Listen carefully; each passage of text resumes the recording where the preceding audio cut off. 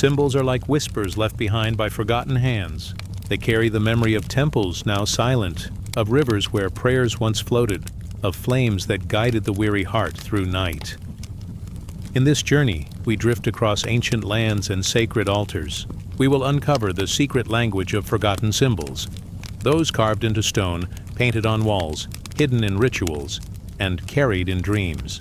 Each one was meant not only for the gods, but also for the soul, reminding us of who we are and where we belong. So, close your eyes, let your breath grow soft, and allow the ancient symbols to rise before you like stars in a midnight sky. You are here, lying within this stillness. Breath by breath the world slows. Every sound grows softer, as if wrapped in a blanket of silence. In this moment a shape begins to form. It is not sharp, not sudden. It curls gently, almost like a seashell. It is a spiral, the spiral of time, the spiral of the soul. In caves carved by the hands of long-forgotten ancestors, this spiral was drawn, scratched into stone with care. A circle that does not end but moves inward, then outward, always moving, always alive. Those who carved it knew something simple yet eternal, that life does not stop at one edge, that every ending is only the beginning of another curve. Close your eyes and see it now. A spiral carved in stone, lit by the trembling glow of a torch. The flame flickers. The spiral waits. Its lines are endless, winding inward, like a path into the heart. The spiral is not rushed. It is not hurried. It turns gently, almost like the tide, like the way waves roll toward the shore, each one folding into the next. When the ancients looked upon the spiral, they saw a mirror of life itself. A child is born and the spiral begins. The years curl forward, unfolding, widening, like the rings of a tree. Then one day the path curves back inward. The soul returns as the spiral draws it closer to the center. Nothing is wasted. Nothing is lost. All of life moves within the quiet embrace of this endless curve. You drift now into the spiral's embrace. It is not only a shape, it is a doorway, a path of breath, a rhythm of being. Feel how your breath follows it. Inhale, moving outward, wider and wider. Exhale, turning inward, softer, closer, returning home. The spiral carries you like a current. It does not demand. It does not force. It simply flows, patient and kind, waiting for you to follow. Long ago, in lands where the sea kissed the stone cliffs, the spiral was carved into shells. It was seen in the curling horns of rams. It was traced in the arms of galaxies above, though they did not yet know the word for stars so far away. Everywhere they looked, the spiral appeared. In the curl of a fern as it opened to the sun, in the way smoke rose from fire, in the patterns of water as it swirled around a rock. To see the spiral was to remember. To remember that the world was alive with secret rhythms, that the soul was not separate from nature, but wound within it. Imagine now a sacred cave deep in the earth. The air is cool. The walls are covered with spirals carved by hands, older than memory. Each curve glows faintly, as though the stone itself remembers the touch. A soft torchlight dances upon them. Shadows bend and curl along the walls. The spirals seem to move, breathing with the flame. They whisper of the past, of prayers spoken in silence, of lives returned to dust, yet never truly gone. The spiral was their promise, that the soul would not vanish into nothing, that it would return again and again, drawn gently back into the dance of life. In other lands, far away, the spiral grew into new forms. In the temples of Greece, it curved into columns and stones. In Celtic hills, it wound across sacred stones, triple spirals weaving together like songs of earth, sea, and sky. In the East, the spiral became the dance of breath, the cycle of meditation, the gentle wheel of Dharma. Always, it pointed back to the same truth. Life moves in circles. The spirit flows in waves. There is no end, only return. As you lie here, drifting deeper into calm, you can feel this truth too. Your own life is a spiral. Every memory, every joy, every sorrow, each one is a curve along the path. Some days the path feels wide and bright, leading outward toward new horizons. Other days it folds inward, guiding you back into the quiet of your own heart. Both are part of the same shape. Both are necessary. Both are beautiful. The spiral is patient. It does not ask for speed. It invites you to walk slowly, step by step, curve by curve, always moving, always returning. When you are lost, the spiral reminds you there is no wrong turn. Every step leads to the same center. Every path finds its way back home. Far above, galaxies spin, each one a great spiral of stars, glowing in silence across the endless sky. What is a galaxy, if not the spiral of creation itself? Billions of suns circling, winding, flowing outward, and yet always returning to a center unseen. Your own soul mirrors this dance. Infinite, unfolding, returning. The spiral is also within you. It curls in the lines of your fingertips. It turns in the whirls of your ear.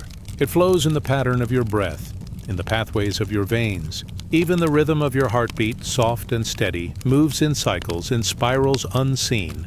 You are not apart from the spiral. You are made of it. You are carried by it. You are it. Now, imagine yourself standing before a great stone carved with a spiral. The stone is ancient. The air smells of moss and rain. A soft mist curls along the ground. You reach out, slowly. Your hand rests upon the spiral's grooves. They are cool to the touch, worn smooth by centuries of wind and time. And as your hand follows the line, your mind drifts inward. Each curve draws you deeper, deeper into calm, deeper into silence. The spiral is no longer stone. It is light. It glows beneath your hand. It breathes, and you breathe with it. The ancients may not have spoken your language. They may not have walked the same paths, but they too knew the spiral. They too followed its gentle path inward. And so tonight, as you drift into rest, you walk with them, through the same symbol, through the same eternal curve. In the spiral there is no fear, only softness, only return. The spiral tells you, rest. There is no end. The path always brings you back to the heart, to the center of peace, to the source of all. Let your mind drift now as the spiral unfolds before you. Its curves stretch into stars. Its lines ripple into waves. The whole universe is this shape. The whole of your soul is this dance. You are safe in its embrace. You are carried by its flow. Nothing is rushed. Nothing is lost. Everything is here. Everything belongs. The spiral fades into starlight. The stars fade into darkness. The darkness fades into quiet. Your breath slows. Your spirit rests. The spiral has done its work. Now it carries you gently into sleep. A soft passage. A sacred path. An endless return. The night is deep. The air is still. Somewhere in the distance, the first faint silver glow begins to touch the horizon. It is not yet morning, not yet day. It is the in-between, when the earth dreams softly of light. You lie within this moment of quiet. The darkness holds you like a blanket, while the promise of dawn waits at the edge of the world. And within this waiting, a shape appears. A circle. Simple, complete, without beginning, without end. The circle is one of the oldest symbols ever known. It has no corners, no breaks. It moves endlessly upon itself, returning always to where it began. When the ancients first saw the rising sun, round and golden, they felt the power of the circle. Each morning the sun lifted from the horizon carrying warmth, light, and the promise of life. Each evening it sank again, glowing red, slipping into rest. And yet the next day it returned, always returning, always whole. The circle of dawn became their teacher. It whispered, all things return.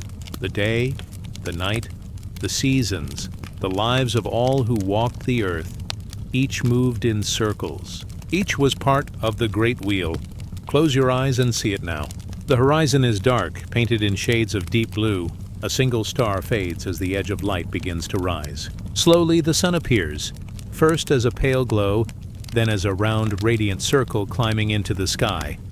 Its shape is perfect, its promise eternal.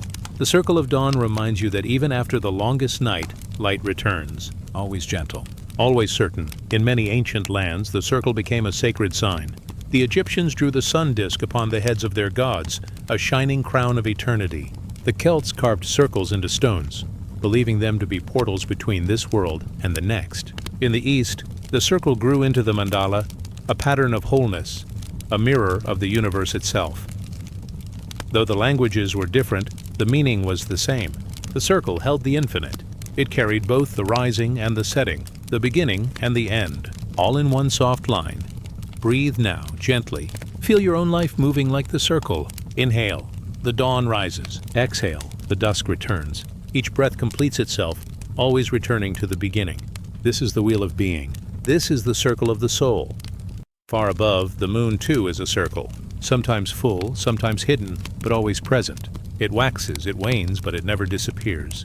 The circle holds it, the eternal shape that never breaks. The stars too move in circles, though their paths are vast and endless. The earth itself spins in a circle, turning through night and day, season by season. And around the sun, it travels in its great circle, carrying all life with it. Everything is held within this simple form. Everything belongs to the circle of dawn. Imagine now a sacred fire burning in the center of a stone ring. Around it, long ago, people gathered. Their hands joined in a circle, their voices soft, rising like smoke into the night. The fire glowed in the middle, round as the sun, warm as the heart. The circle they formed around it was not only of bodies, but of souls, a reminder that no one stands alone. Each life touches another. Each heart returns to the whole. The circle was their bond, their protection, their prayer. The seasons, too, turn in circles. Spring blossoms into summer. Summer ripens into autumn. Autumn softens into winter. And winter, at last, gives birth again to spring. The ancients watched the circle of seasons and learned patience. They knew that nothing was lost forever, that even in the cold and the dark, life was waiting to return. The circle carried them through times of plenty and times of want, through joy and through sorrow. So too does it carry you. Whatever season you rest in now, it is part of the whole, part of the circle's eternal turning. The circle of dawn is also within you. It lives in the rhythm of your heartbeat. It lives in the flow of your breath. It lives in the circles of your eyes, gazing into the world. It tells you gently, you are whole. You are endless. Even when you feel small, the circle holds you. Even when you feel lost, the circle carries you back to the beginning. Now, picture yourself standing on a wide plain. The sky above is open and vast. Slowly, the sun rises at the edge of the horizon. It is a circle of light climbing into the blue. As it rises, you feel its warmth upon your skin, soft and steady. The world awakens around you. Birds stir, leaves glow, rivers glimmer. The circle of dawn does not rush. It does not shout. It simply rises, patient and sure, returning once more. And you too are part of this rising. Your own spirit glows with the same promise, the same wholeness, the same light. Long ago, in temples of stone, the circle was carved into doorways. Those who entered would pass through, leaving the outer world behind. The circle became a threshold, a passage into the sacred. To step through was to enter a deeper silence, a deeper knowing. So it is for you now. As you rest, the circle of dawn is a doorway. It leads you inward, into quiet, into stillness. It carries you from the night into the soft light of peace. The circle is gentle. It is never broken. Even when the line seems to vanish, it continues, unseen, always curving back. It reminds you that life is never truly lost. Every sorrow bends toward joy. Every ending bends toward beginning. The circle holds it all. As you lie here, the circle of dawn glows softly before you. Its light is golden, warm, and endless. You are safe within it. You are whole within it. You belong to its eternal turning. Now the light begins to fade again. The sun sets, glowing red at the horizon. The circle of dawn has completed its path. Yet even as the night returns, you know it will rise again. The wheel never stops.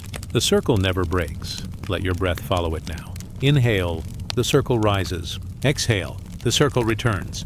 Each breath is a dawn and a dusk. Each breath is a beginning and an end. And in every breath, you are whole. The stars return above. The night grows deep once more. The circle of dawn rests, waiting at the edge of tomorrow. You too may rest. You too may return. There is no need to hurry. There is no need to hold on. The circle carries you. The circle completes you. The night is hushed. The stars hang like silver beads upon the sky. A quiet wind drifts through unseen branches carrying the scent of earth after rain. The world rests in silence and you rest with it. In this silence, a shape begins to form in the mind's eye. Not a circle, not a line, but a weaving, a knot. Endless, without beginning, without end. A pattern that ties the seen to the unseen, the known to the unknown. The sacred knot has appeared in many lands in many ages, carved into stone by the Celts, painted in temples of India, engraved in the jewelry of Egypt. Its strands cross and return, looping without ever breaking. It whispers of connection. It tells the story of threads that can never be cut. The knot is not only made of rope or cord. It is woven of time, of memory, of the soul itself. Each crossing is a meeting.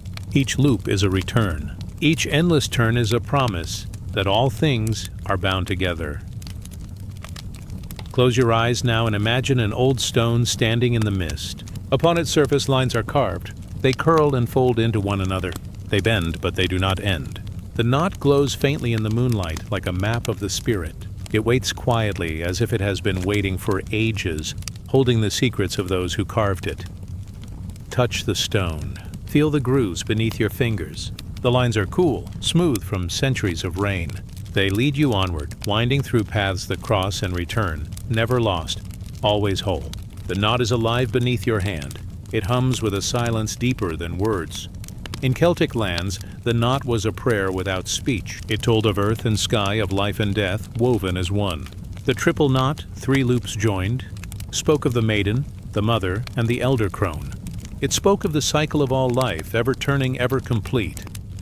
In Hindu temples, the knot appeared as the endless thread of Brahman, the cosmic weave that holds all things. The gods themselves were imagined as threads in this fabric, crossing and meeting in the dance of eternity. And in Egypt, knots were tied into amulets, placed upon the heart of the dead.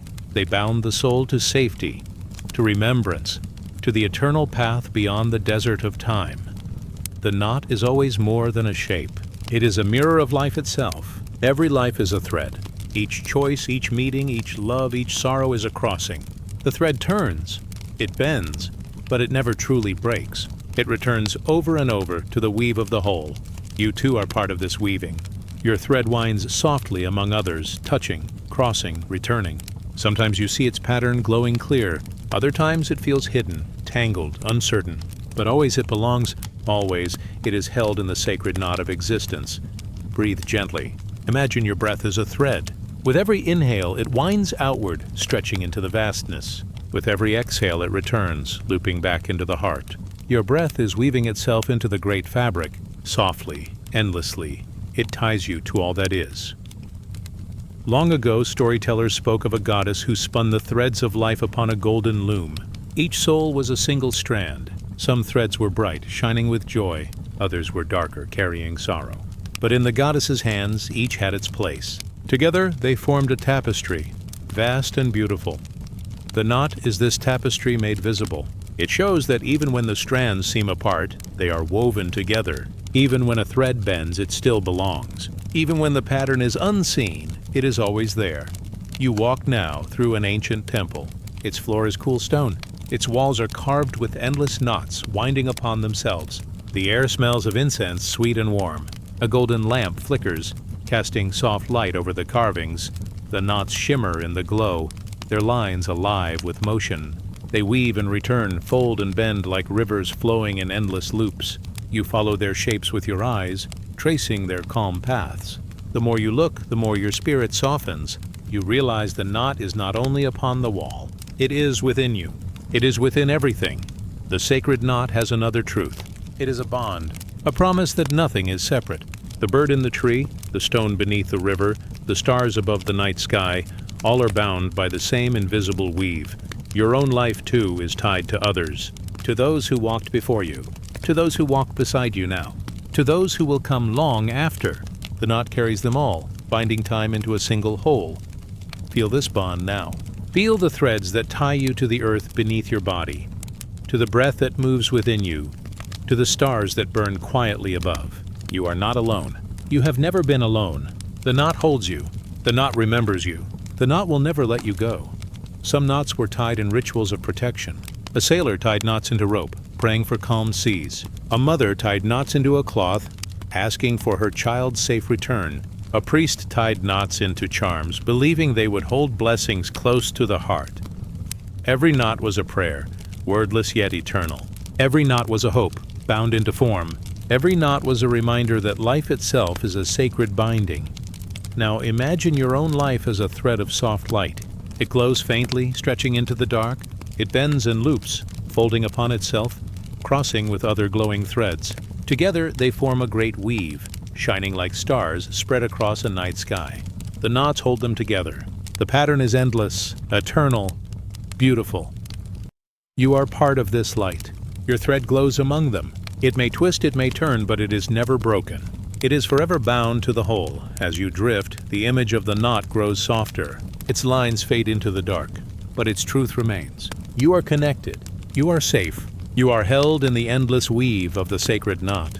The night deepens. The stars glow brighter, weaving their own knots across the sky. The wind softens, carrying the hush of dream. It is time to rest now. Time to let the knot cradle you, binding you gently to peace, to stillness, to the quiet beyond words. The night is quiet. The air is heavy with stillness, as though the world itself is holding its breath. Above, stars drift like sparks of silver scattered across the dark. Below, the earth rests in silence. And in this silence, a vision begins to form. It rises slowly in the mind's eye, a golden circle, radiant, warm. From its sides stretch wide wings, long and feathered, reaching outward as if to embrace the sky. This is the winged sun, a symbol carved in temples, painted on walls, carried in amulets across the desert sands of Egypt. It is the sign of light, of flight, of divine protection. Long ago, when the Nile flowed as the endless lifeline of the land, the people looked upward. They saw the sun each morning, rising from the horizon like a great burning jewel. They felt its warmth upon their skin, its gift upon the fields. Without the sun, there could be no life. So they gave the sun wings to honor its journey, to imagine its flight across the endless sky. The winged sun was placed above temple doors, watching over those who entered sacred spaces. It was painted above thrones, protecting kings and queens. It was carved into stone to remind all who saw it that divine light travels with them wherever they may walk. Close your eyes and imagine now a temple standing in the desert's heart. Its walls rise tall, weathered by wind, glowing faintly in the moonlight. At its gate, above the massive doors, shines the winged sun. The stone carving seems alive. The wings spread outward in perfect balance, and the golden circle rests between them, glowing softly as though lit from within. Step closer. The air smells of sand, dry and ancient, yet touched with incense from within. The feathers are carved with care, each line a memory of hands long gone. Touch the wings. They are cool beneath your fingers, yet they hum with quiet strength. You feel as though they could lift you, carry you upward into the still sky. The winged sun was more than beauty. It was believed to guard, to shield, to bless. Its wings stretched not only across temples but across the soul itself. Those who walked beneath it felt protected. Those who carried its image felt safe, bound to the eternal flight of the heavens. In its circle, the people saw the sun god Ra, the eternal traveler. In its wings, they saw the hawk, the sacred bird who soared above the world, untouchable, closer to the gods. The hawk was the messenger, the bridge between earth and sky. Together, circle and wings told of life's endless rising, the soul's journey beyond the horizon of death. Breathe slowly now. With each inhale, imagine the golden sun warming you, filling your body with light. With each exhale, feel the wings spread wide, carrying you higher, lighter, freer. The air grows gentle. You are safe in the flight of the winged sun. Legends spoke of the winged sun as a shield of gods. Horus, the falcon-headed one, carried it into battle to guard the righteous. Isis, the mother, spread her wings in the same shape, protecting her children, holding them close beneath her feathers. Even kings stood beneath its symbol, believing themselves guarded by divine light, made eternal by its power. But the winged sun was not only for kings. It belonged to all who looked upward, to the farmer who prayed for his crops, to the traveler crossing the desert sands, to the child who watched the dawn from her mother's arms. All were held beneath its wings. Imagine now the dawn breaking. The horizon glows, soft at first, then brighter, as if painted in gold. The sun rises, steady and sure, and in your mind, the wings unfurl. They stretch across the sky, vast and radiant. Feathers of light shimmer, each one a ray of the sun itself. You feel them settle over you, like a blanket of warmth, protecting, soothing. You are not alone. You are held in the arms of the sky. The winged sun carries you, as gently as a bird carries the wind beneath its flight. The Egyptians believed that life itself was a journey beneath these wings. To live was to walk in light. To die was not an end but another flight. The sun set only to rise again. The wings folded only to spread once more. And so, every soul was promised an eternal rising, an eternal dawn. Let the image soften in your mind. See yourself as a traveler walking across golden sands. The air is warm yet gentle. The wind whispers quietly, brushing grains of sand across your feet. Above you, the winged sun hovers, watching, guiding. Its light follows your path. Its wings stretch endlessly, shading you from the desert's harshness, carrying you toward the horizon. Your steps are slow, calm, unhurried. There is no need to rush. The journey itself is sacred, and as you walk, you feel lighter. Each step releases the weight you carried. Each breath is a soft offering to the endless sky. In the winged sun, there is balance. Circle and wings, earth and sky, time and eternity. It tells of harmony, that nothing is ever alone, that all opposites are bound together in light. The circle shines, constant and whole. The wings stretch outward, free and unbound. Together they remind the soul that safety and freedom are one, that to be held is also to be free. Now see yourself lifted. The wings rise gently, carrying you upward. The sands below grow distant. The Nile flows like a ribbon of silver winding through the land. The temples shine like jewels in the sunlight. Above it all you drift, carried not by effort but by grace. The wings move slowly, steadily, as though they have flown forever.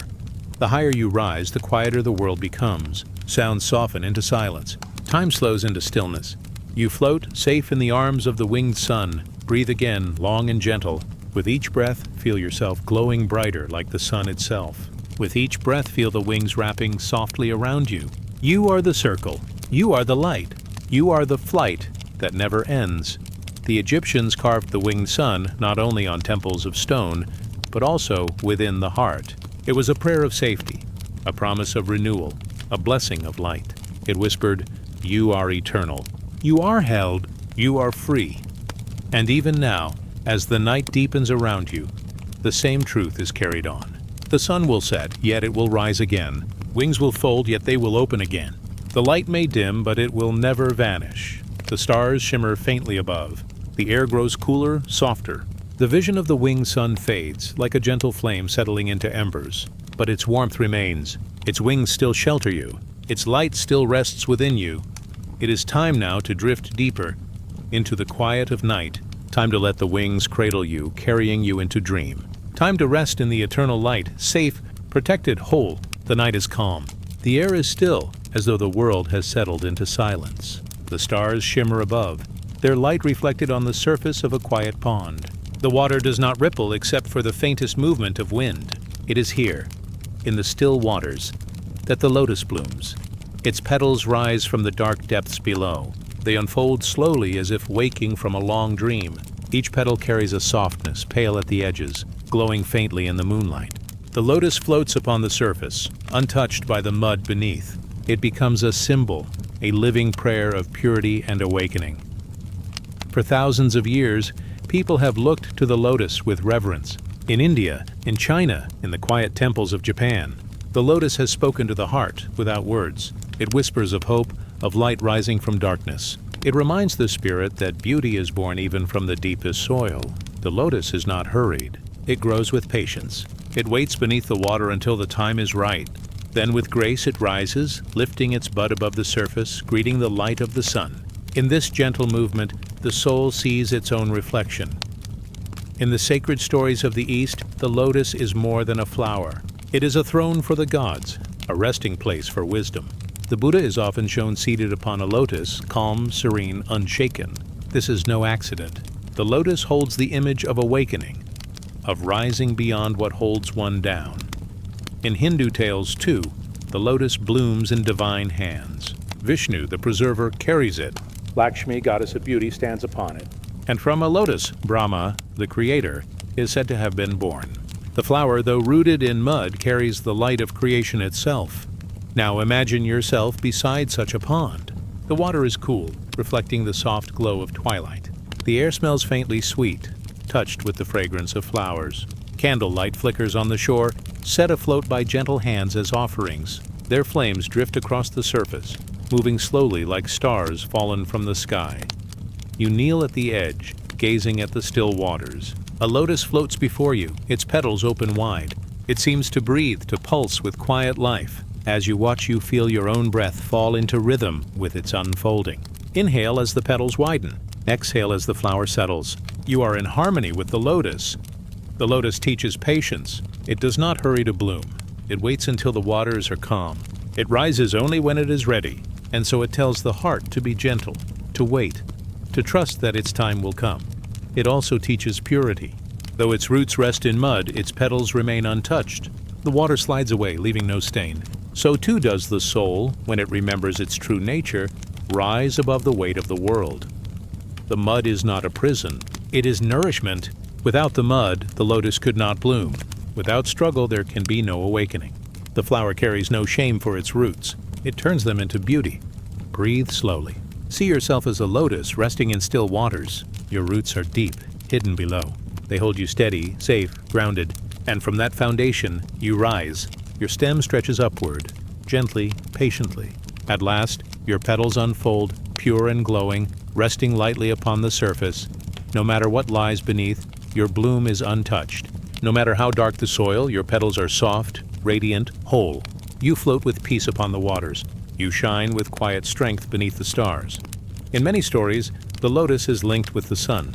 It opens when the day begins and closes when the night falls. This rhythm mirrors the breath of the earth. Awake, rest, awake, rest. Always returning, always steady. The lotus teaches that each ending is followed by a new beginning, and in its many colors it carries different meanings. The white lotus whispers of purity. The blue lotus speaks of wisdom. The pink lotus tells of the highest awakening. The red lotus holds love, deep and true. Each bloom is a message from the still waters to the soul. Imagine now a wide pond, filled with countless lotus flowers. They float across the surface like stars upon water. Their colors glow faintly in the twilight. Some are white as moonlight. Some are pink like the horizon at dawn. Some are blue, deep and serene. They sway gently, as though breathing together. You drift among them, your body light, your mind at ease.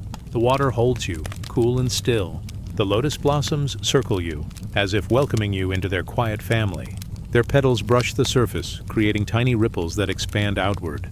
The pond is alive with softness, and you float, safe within it. The lotus is also a symbol of the soul's journey. It begins in darkness, unseen. It pushes upward through the water, slowly, quietly. And finally it blooms in the light. So too does the soul awaken. So too does every spirit rise, step by gentle step, toward the surface of truth. This journey is not rushed. It is steady, patient, eternal. The lotus reminds the heart that awakening is not sudden, but gradual. It unfolds like petals, one by one, each layer revealing more beauty. Each stage is sacred.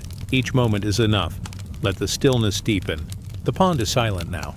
The stars reflect upon its surface, doubling the heavens. The lotus glows faintly as if drinking the starlight. Its petals fold gently for the night.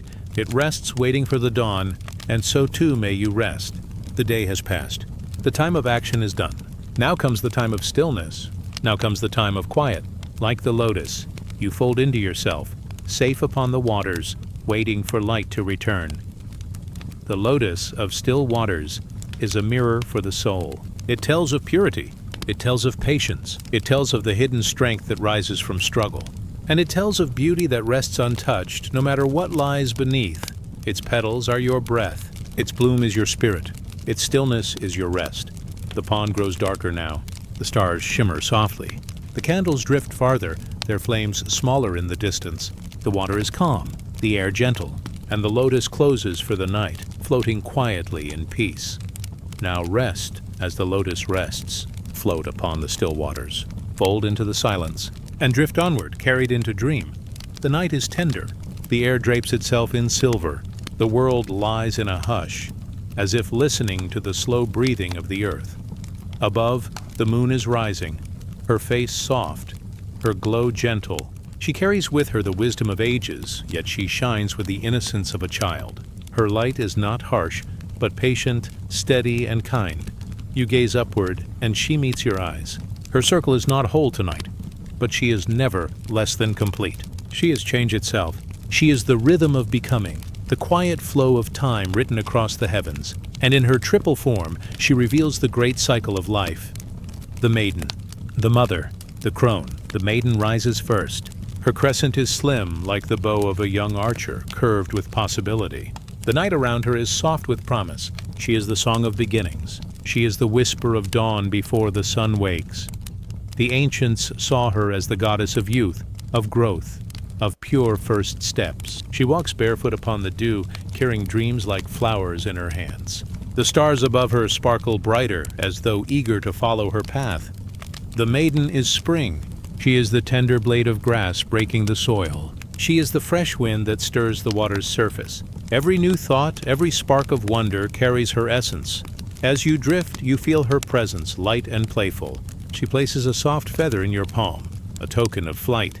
She does not hurry you forward. She reminds you of beginnings. She says without words that every breath can be a new birth. Her light glimmers, then fades into stillness, and the circle of the moon turns once more. Now the mother rises. Her face is full, round and glowing. She is the fullness of the moon, the center of the cycle, the embrace of life in its ripest bloom. Her light pours like milk across the land. It touches riverbanks, sleeping forests, and the roofs of quiet homes. All rest in her care. The mother is summer, rich with harvest. She is the ripe fruit bending the branch. She is the flowing river that never runs dry. She holds, she nourishes, she carries. In her there is strength, but not force. In her there is love, but without demand. Her presence is a wide field under starlight, endless and open. You feel her warmth in your chest. Her light is a blanket over your resting body. She whispers comfort in silence, telling you that you are safe, that the earth will hold you as she does, that life, in its fullness, is a gentle song. The mother smiles, and her circle begins to wane. The glow softens and the night deepens. The seasons turn, the crone arrives. Her crescent wanes thin, sharp as wisdom, old as time. Her presence is quiet, patient, eternal. She does not rush. She has no need for haste. She is autumn turning to winter, leaves drifting into the soil. She is the flame's last glow, the silence after a song. The ancients called her the keeper of mysteries, the one who knows the hidden paths. Her face is lined with stars. Her eyes are dark and endless. Yet she is not to be feared. She is not the end, but the guide into stillness. She is the night that prepares the dawn. She is the pause before the next beginning. You feel her presence around you like cool air. It is calm, serene, without burden. She does not take away. She only clears the path, leaving the ground clean for seeds yet unseen. The crone lifts her hand, and in it rests a key of silver light. She places it in your heart. It is the key to rest, to release, to peace. She whispers without sound. Everything passes, everything flows. Sleep and be free. The moon turns again. Her phases weave into one another, like threads in a tapestry. Maiden, mother, crone, new, full, waning. Spring, summer, autumn. Birth, life, rest. The ancients saw in her a mirror of their own souls. They bowed to her cycles, knowing that they too were part of this endless circle.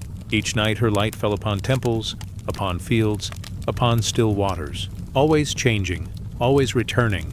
The moon teaches without speaking. She shows that nothing stays the same, and yet nothing is ever truly lost. Her triple face reminds us there is always a beginning. There is always a fullness. There is always a release. And then a beginning once more. Now imagine yourself under her glow. You rest beside a still pond, its surface reflecting her light. The reeds sway softly. A heron stands motionless, watching. The air is filled with the faint hum of night. Above, the maiden's crescent curves like a smile. The mother's round face glows with love. The crone's fading light carries wisdom. All three are present. All three are one. You breathe with the moon. Slow, calm, gentle. Her rhythm is your rhythm. Her glow is your glow. Her cycle is your own quiet life, resting in balance. The pond ripples once, then stills. The heron lifts its wings, then settles again. The stars above drift quietly like sparks upon velvet. The night is whole. The moon watches. You are safe.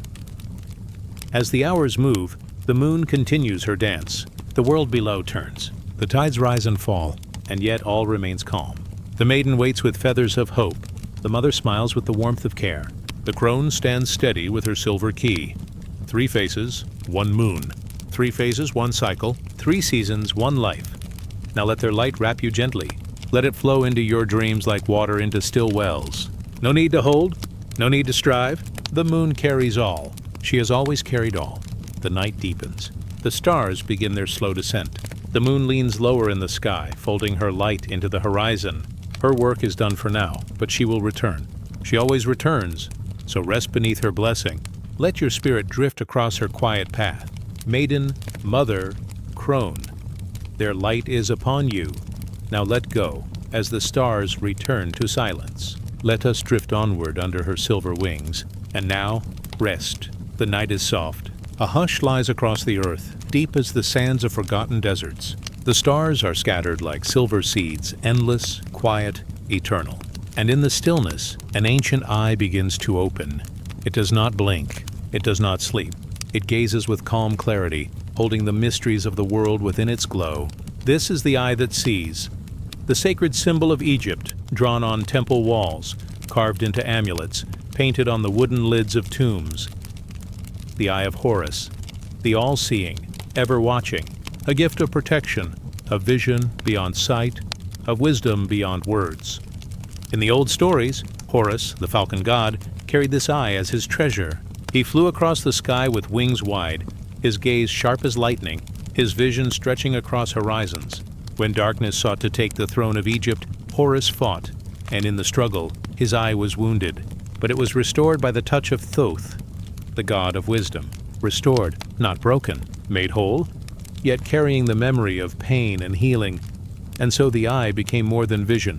It became renewal. It became the promise that even in loss, there is return. Even in shadows, there is light.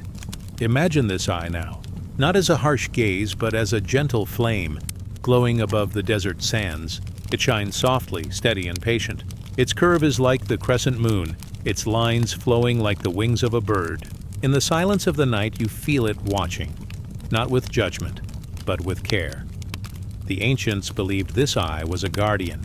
Painted on their ships, it guided them across wide waters. Carved upon their homes, it kept them safe through the night. Placed upon their tombs, it carried their spirits through the darkness into the light of eternity. It was more than sight. It was awareness. It was the knowing that nothing is ever hidden from the gaze of the divine. Now picture yourself drifting across a quiet river. The moonlight paints the surface silver. Palms bend low, whispering in the night breeze. And above, the eye of Horus glows like a lantern in the sky. Its light does not dazzle. It soothes. It rests upon the water like a blessing, and the ripples carry its reflection to you. You feel its calm presence at your forehead, between your eyes. It is the inner vision, the place of dream, the place of deep rest. This is the third eye, the inner eye that sees. Not of the body, but of the spirit. It does not look outward. It looks within. It opens not to the world, but to the soul. The ancients whispered of its power.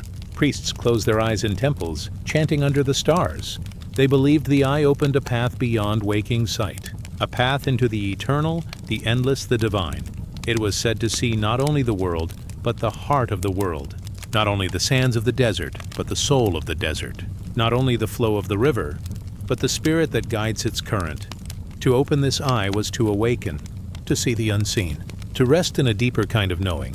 You drift deeper now. The river carries you slowly. The night is cool, and the air is soft with the scent of lotus and reeds. The stars above turn gently, like guardians circling in the sky. The eye watches, steady as the pole star. It does not fade. It does not tire. It guides you, as it guided countless souls before. Its gaze feels like a lullaby, like a hand upon your brow, like a lamp in the window of a safe home. You rest beneath it, feeling your body sink into stillness. Your breath moves slow like the tide. Your mind loosens, floating like a leaf upon water. You are safe beneath the eye. You are always safe. In Egypt, they believed the eye was divided into parts, each piece holding meaning.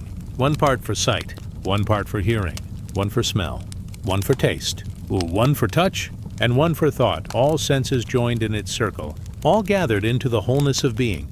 The eye was balance, harmony, completion, and so it became a symbol not just of protection, but of wholeness. To wear the eye was to call all parts of oneself together, to walk in unity, to rest in harmony as the night rests beneath the stars. Now imagine this balance within you. Your breath steady, your body heavy and at ease, your thoughts soft as clouds, all gathered, all whole, all one. The eye glows gently at your forehead, not to awaken you, but to guide you into deeper rest. Its light is not bright, but dim and tender like a candle at the edge of sleep. It closes when you close your eyes. It opens when you dream. It carries you where you need to go, gently without weight. The river drifts onward. The desert hums in silence. A falcon glides high, its wings spread against the moon. The eye of Horus follows it, just as it follows you. And in this calm, you understand. The eye is never gone. It is always present. It is the divine gaze upon the world. It is the quiet awareness within. It is the light that carries all souls across the water of sleep into peace. Let it watch over you now. Let it rest upon you like the softest veil. There is nothing to seek, nothing to hold. Only the eye that sees, the eye that guards, the eye that guides. You drift beneath its glow. Your breath softens. Your body yields to the night. The eye remains steady, timeless. And so the story of the eye continues. On temple walls, its shape endures. On desert winds, its name is whispered. On the quiet horizon, its gaze stretches, eternal. It does not fade with time.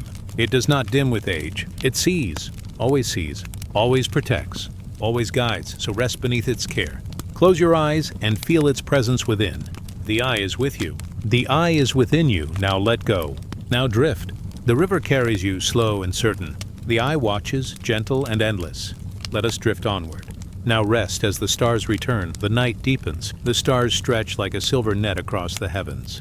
The air is still, warm and scented with earth. In the silence, a shape begins to move. Slow, unfolding, coiling. It is the serpent. Ancient, endless, alive with mystery. It glides through the dust of temples. It curls upon carved stones. It slips into the dreams of humankind, carrying wisdom in its winding path. The serpent has always been more than an animal. It is a symbol, a spirit, a guide. Across deserts, jungles, and mountains, it whispers the same truth. Life is not a straight line. It coils, it circles, it renews. In the jungles of Mesoamerica, the serpent bore feathers. Quetzalcoatl, the plumed one, shining with green and gold. He was not only serpent, but also bird. Earth and sky joined in one form. He brought knowledge, and the art of living, and the path of the stars. His scales shimmered like emerald leaves in sunlight. His feathers lifted him toward the heavens. To his people, he was teacher and protector. A bridge between ground and sky. A reminder that the human spirit too can rise. That within the coil of the body, the wings of the soul may grow. Far away across the seas, the Greeks told of another serpent, coiled around a staff, carried by Asclepius, god of healing. The serpent shed its skin, leaving the old behind. It renewed itself in silence, returning with shining scales. So too does the body heal. So too does life begin again. Even today, the serpent twined on the staff remains a sign of medicine, of care, of healing hands. What was feared as venom also became cure. What could wound could also restore. The serpent reminded the people that death and life are braided, like two threads of the same cord. In the sands of Egypt, serpents guarded the gates of dawn, coiled protectors of the sun as it sailed the underworld each night. As the solar bark drifted through darkness, the serpent Apophis rose to swallow its light. But always the guardians fought back. Always the sun was reborn. Always the coil of the serpent circled back today. So the people prayed, painted, and sang of the great struggle, knowing it echoed their own lives, the battle of shadow and light, the sinking and rising, the endless return of morning. Now imagine this serpent, not fierce, but gentle. It slides across still waters, leaving only the softest ripples. It coils around the roots of a tree, resting in quiet. Its eyes are patient, ancient, without hurry. It knows the rhythm of life is slow, winding, eternal. You feel its presence cool and steady near your feet. It does not strike. It does not threaten. It curls around you as if to guard you in sleep, circling you like a ring of safety. Its hiss is no louder than the wind in reeds. A breath, a whisper, a lullaby. The serpent is teacher. It teaches renewal. When it sheds its skin, it shows that nothing is truly lost, only changed. When it coils, it shows that time is not a line but a circle, always returning, always beginning again. The ancients saw in its spiral the shape of eternity. In Greece, it was the Ouroboros, the serpent that devours its own tail. End without end, death-feeding life. A circle without breaking. They painted it on stones. They carved it into rings. They whispered its meaning as they lit their fires. The universe itself, they said, is like the serpent, always folding into itself, always circling, always alive. And so the serpent lives in many worlds. In forests, it glides beneath the roots. In rivers, it swims with silent grace. In skies, it grows wings shimmering with feathers of jade. In dreams, it coils in patterns of eternity. It is healer. It is guardian. It is destroyer and guide. It is all things woven together as life itself is woven. Now feel yourself drifting. The serpent coils beneath you, forming a bed of gentle circles. Its scales are cool and smooth like polished stone. Its body moves in rhythm with your breath, up as you inhale, down as you exhale, a cradle, rocking you into rest. The stars above glimmer in spirals as though echoing its shape. Galaxies themselves are coils of light, spinning in vast silence. The serpent stretches across the heavens, drawing your gaze upward. It shows you that even the sky follows the same eternal curve. In the deep jungles, drums once beat in its honor. In the quiet temples, priests once painted its form. In stories told by firelight, it has always returned.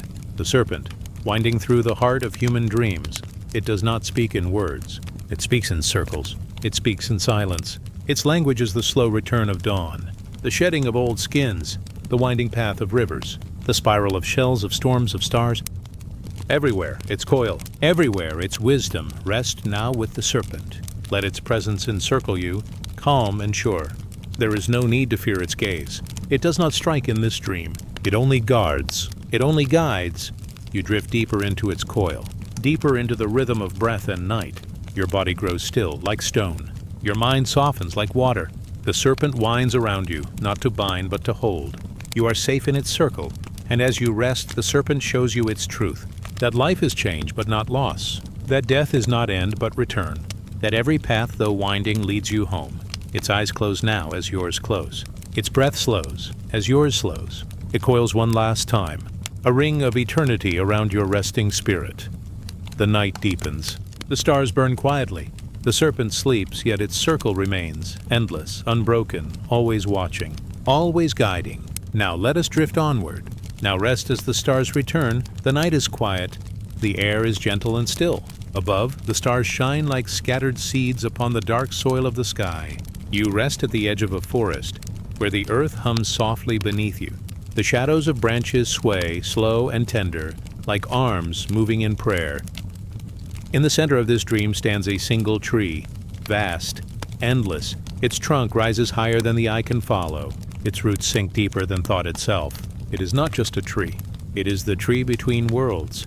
Many peoples have seen it in their dreams. In the north, where frost glitters on stones, it was called Yggdrasil, a great ash tree, spreading its roots through the 9 realms of Norse myth. Its branches touched the heavens. Its trunk held the world of men. Its roots drank from wells of wisdom, hidden deep in shadow. Eagles rested upon its highest branches. Deer grazed on its bark. Serpents coiled at its roots, whispering secrets to the soil. Gods and spirits walked across its boughs. Every being, every soul was bound in its wood. Yggdrasil was not only a tree, but the shape of existence itself, a living bridge between all realms, carrying the breath of creation through its veins. Far away, beneath the heat of the sun and the song of birds, the Mayan people also spoke of a sacred tree, the ceiba. Its trunk was pale, tall, and crowned with wide branches. It rose in the center of the world, where all directions met. The roots reached into the underworld, where ancestors whispered and rivers of memory flowed. The trunk rose through the human world, holding the daily life of earth. The branches stretched high into the heavens, carrying prayers, smoke, and dreams into the sky. On its branches perched birds, bright with feathers of turquoise and gold. They were messengers carrying the voices of gods and mortals alike.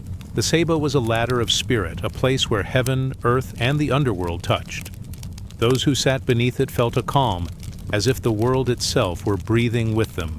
Every leaf trembled with life. Every root drank from unseen waters. Every branch reached outward with blessing.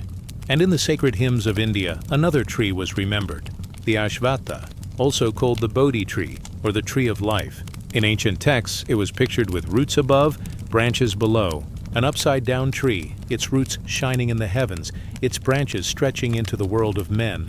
It was the cosmic tree of wisdom. To sit beneath it was to sit beneath the order of the universe. It was also the tree beneath which the Buddha found awakening, where silence blossomed into truth. The Ashvattha was reminder and refuge, a symbol that life itself was rooted in the unseen, yet spreading endlessly into form. To rest in its shade was to rest in the balance between earth and sky. Now see these trees together in the dream. The Norse ash, strong and eternal, its bark rough with age. The Mayan Cheba, tall and pale, crowned with birdsong. The Indian Ashwata, shining with roots of light. 3 trees, yet one. 3 forms, yet the same truth. They stand in the circle of your dream, their branches intertwining. The roots embrace each other deep below the soil. Their trunks form a single pillar, glowing with quiet strength. Their crowns spread wide, carrying stars, clouds, and prayers. You lie beneath them, safe, as if the whole universe were a canopy above you. The night air sways through their leaves. Each breath you take is echoed by the gentle sigh of branches. The tree is more than wood and leaf. It is a map of life itself. The roots are memory, reaching into the past, drawing wisdom from what has gone before. The trunk is the present, steady, holding you in this moment. The branches are the future, reaching outward, carrying dreams toward the unknown. To rest beneath the tree is to be held in all 3, past, present, and future, all together, all one. The tree is also the body. The roots, like your feet, grounding you in earth. The trunk, like your spine, holding you upright. The branches, like your arms, reaching outward, offering, embracing. And above, the crown of leaves, like thought, like spirit, stretching into the sky. So too is the body a bridge between worlds. So too is your breath a tree of life. The night deepens. You feel the roots below you, spreading wide, steady, strong. You feel the trunk beside you, tall, unmoving, eternal. You feel the branches above you, swaying gently in the night breeze. Birds nest among the leaves, their wings folded in sleep. Owls watch silently, their eyes reflecting starlight. The air is filled with the quiet music of leaves touching leaves, a soft choir of whispers, soothing, endless. The tree cradles you, it shelters you. It connects you to earth below and heaven above. In every culture, in every dream, the tree has stood as guide and guardian. Its branches have held the stars. Its roots have carried the dead. Its trunk has sheltered the living. It reminds us that life is one flow, one breath, one circle. That heaven and earth are not apart, but joined. That within the tree everything meets. Now let yourself sink deeper into the dream. Feel the roots curling beneath you, carrying you downward into the soft earth. They are not heavy. They are gentle, wrapping you like blankets of soil and stone. Feel the trunk beside you, steady as the slow beat of a heart. It does not move. It does not fail. It is always here, holding you, and above the branches, spreading like rivers of stars. Their leaves shimmer, glowing faintly with moonlight. Each leaf is like a dream, soft and weightless, drifting down through the night. Close your eyes within the dream. Breathe with the tree. Inhale and feel the roots pulling strength from the earth. Exhale and feel the branches releasing into the sky. The rhythm is simple. The rhythm is eternal. The tree will keep breathing even as you fall into rest. It will stand watch, silent, patient, unending. The myths may tell of gods, of battles, of cycles of time. But here tonight the tree is only peace. It is the stillness between heartbeats. It is the silence between stars. It is the bridge that asks for nothing and gives everything. Beneath its branches there is no fear. There is no weight, only rest, only gentle sleep. The night is endless. The stars are soft. The tree stands eternal, its roots deep, its crown wide. It cradles your body. It shelters your spirit. It carries you between earth and heaven, without motion, without sound. Now drift into its shade. Now rest as its branches fold around you. Now sleep as the stars return. The night is hushed. The air is still. Somewhere in the distance a single flame flickers. Its glow bends and sways like a slow dancer wrapped in silence. You drift closer as though guided by the warmth itself. The flame lives in a temple of dream. Stone walls curve around it, gentle and round. The roof is open, revealing the deep night sky. Stars shimmer above, yet the flame below shines with its own quiet power. It is not loud. It does not roar. It breathes, softly, steadily, like a heart at rest. Long ago, people gathered around fire as one. It gave warmth when nights grew cold. It cooked food, making it safe and sweet. It gave light, holding back the shadows. It was the center of home, the center of prayer, the center of story. To sit near flame was to feel safe. To watch it was to be reminded of life itself, always moving, always glowing. In the Vedic lands of India, the flame was honored as Agni, not only fire, but a god of fire, a messenger between men and gods.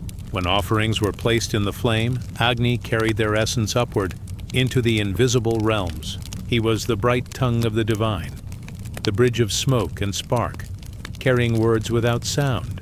Every crackle was his speech, every glow was his breath. To sit by Agni was to sit in the company of the sacred, and so the fire was never left to die. It was tended, cared for, as if it were a living soul. In Greece, the flame was also worshipped. She was Hestia, the goddess of the hearth. Her fire burned at the center of every home, but it was more than warmth. It was family, belonging, unity. In temples, her flame burned without end. Priestesses tended it carefully, adding wood with reverence, whispering prayers with each ember. A city was not truly alive unless her flame was kept. To let it die was to let the spirit of the community fade. So her hearth was never dark, always glowing, always giving. Even in Rome, the sacred fire was honored. There the Vestal virgins watched over it. They lived quiet lives of devotion, chosen to protect the flame of Vesta. Their task was gentle yet eternal. Keep the fire alive, day after day, year after year. Through their care, the spirit of the city was said to live on. The fire was a heartbeat. The fire was a soul. The fire was eternity flickering in the present. Now, let the dream carry you closer. You sit before the sacred flame, watching it sway. It glows gold, then soft orange, then pale white. Each color rises and fades like the turning of seasons. The flame does not rush. It has no need. It moves in its own rhythm, a rhythm older than time. It leans toward you, offering warmth. Not too much, only enough to soften the cool air around you. Its glow rests upon your skin like a gentle hand, calm, comforting. The flame speaks without words. It says, I am change, and yet I endure. It says, I am light, and yet I live in darkness. It says, I am fragile, and yet I am eternal. To watch the flame is to watch the soul. Always moving, yet never lost. Always shifting, yet always here. Imagine now that the flame is also within you, a quiet light glowing at the center of your being. It flickers gently with every breath you take. Inhale, and it grows brighter. Exhale, and it softens. But it never disappears. It is always there, a hidden hearth, warming the spirit, guiding the way. In ancient stories, fire was also a gift. Prometheus, in Greek myth, stole flame from the heavens to give it to humankind. It was said to be stolen from the gods themselves, for fire was sacred power. It made life possible. It gave warmth and light, safety and knowledge. Without it, the world was cold and dark. With it, the world blossomed. To receive the flame was to receive hope. To hold the flame was to hold the divine. Far away in Zoroastrian temples, sacred fires were also kept alive. Priests tended them carefully day and night. The flame was the purest offering, a reflection of truth, of order, of the eternal light. People bowed before it, not as a god itself, but as the mirror of divine presence. Wherever flame lived, reverence followed. Wherever fire burned, prayers rose. It was the thread between the human and the holy. Now the dream deepens. The flame before you grows taller. It rises like a pillar of light, yet it does not burn. It is gentle, kind, protective. Within its glow you see faces, ancient ones, priestesses tending the hearth, mystics chanting softly, families gathered in circles, all resting in the same warmth, the same glow, the same eternal fire. The flame carries memory. It carries the breath of those before. It carries the prayers of those yet to come. And now it carries you. You close your eyes, yet you still see its glow. A soft gold behind your eyelids, steady, soothing. It is not outside you anymore. It is inside, where it has always been. A flame at the heart, steady as breath, eternal as sleep. The fire does not demand. It does not judge. It only gives. It only glows. It is always enough. The night stretches on. The stars above shine quietly. The temple around you breathes in silence. At its heart, the flame continues. A slow dance of light. A song without sound. Let it cradle you now. Let its warmth cover you like a blanket. Let its glow carry you deeper into rest. The sacred flame was once the center of every gathering. It is still the center of the dream. It is the spark of life, the spirit of warmth, the light that never dies. Now it leans closer, whispering in its own language of glow. Rest. Be still. Burn quietly, like me, and so you sink into its warmth. You drift into its glow. The flame will not fade. It will watch through the night. It will breathe as you breathe. It will shine as you sleep. Now rest. Now drift. Now dream. As the stars return, the night is calm. The sky above is a soft curtain of stars, spread wide and endless. The earth is hushed, as though holding its breath. And before you, in the silver hush of twilight, there lies a labyrinth. It is not a maze, with walls of confusion and hidden turns. It is a path, gentle and winding, a single line that circles inward, then returns. One way in, one way out. A circle within a circle. A quiet mirror of the soul itself. The labyrinth waits in silence. Its stones cool and smooth.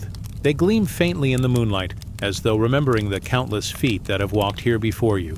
Priests, pilgrims, seekers, wanderers. Each had come with questions, and each had left with calm.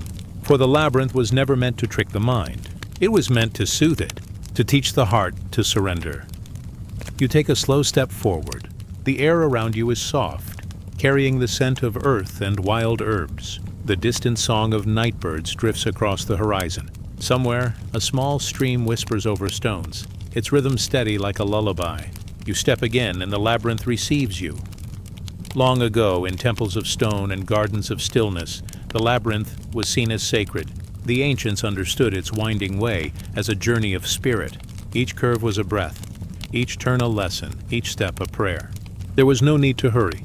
The labyrinth is not about reaching the end.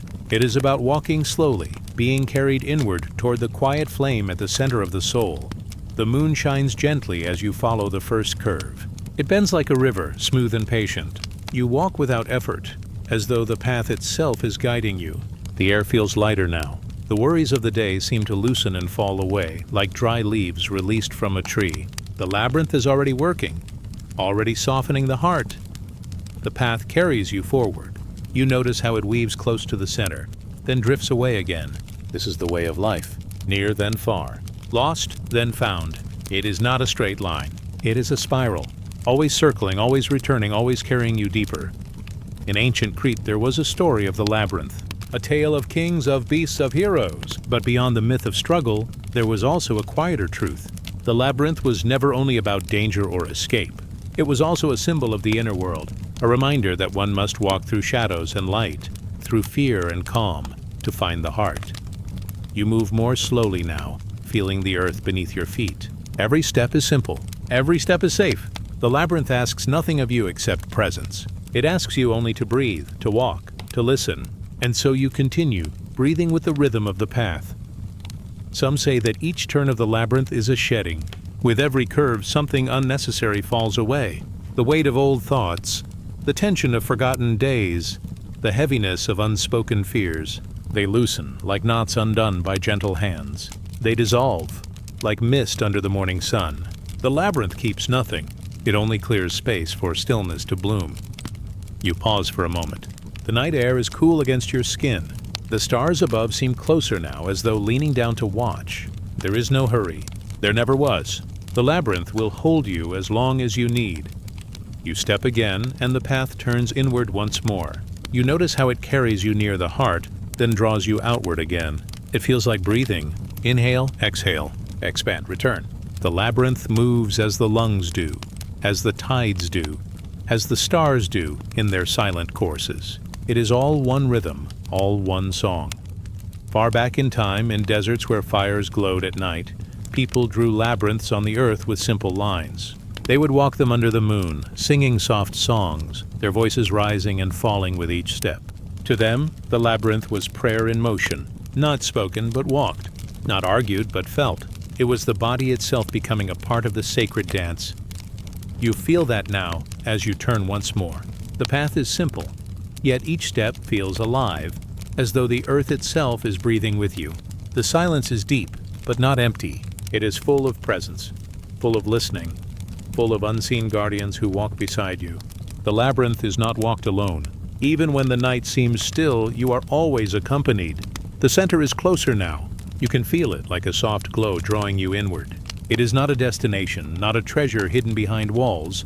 It is simply the quiet space at the heart, the place where all paths meet, the place where the spirit rests.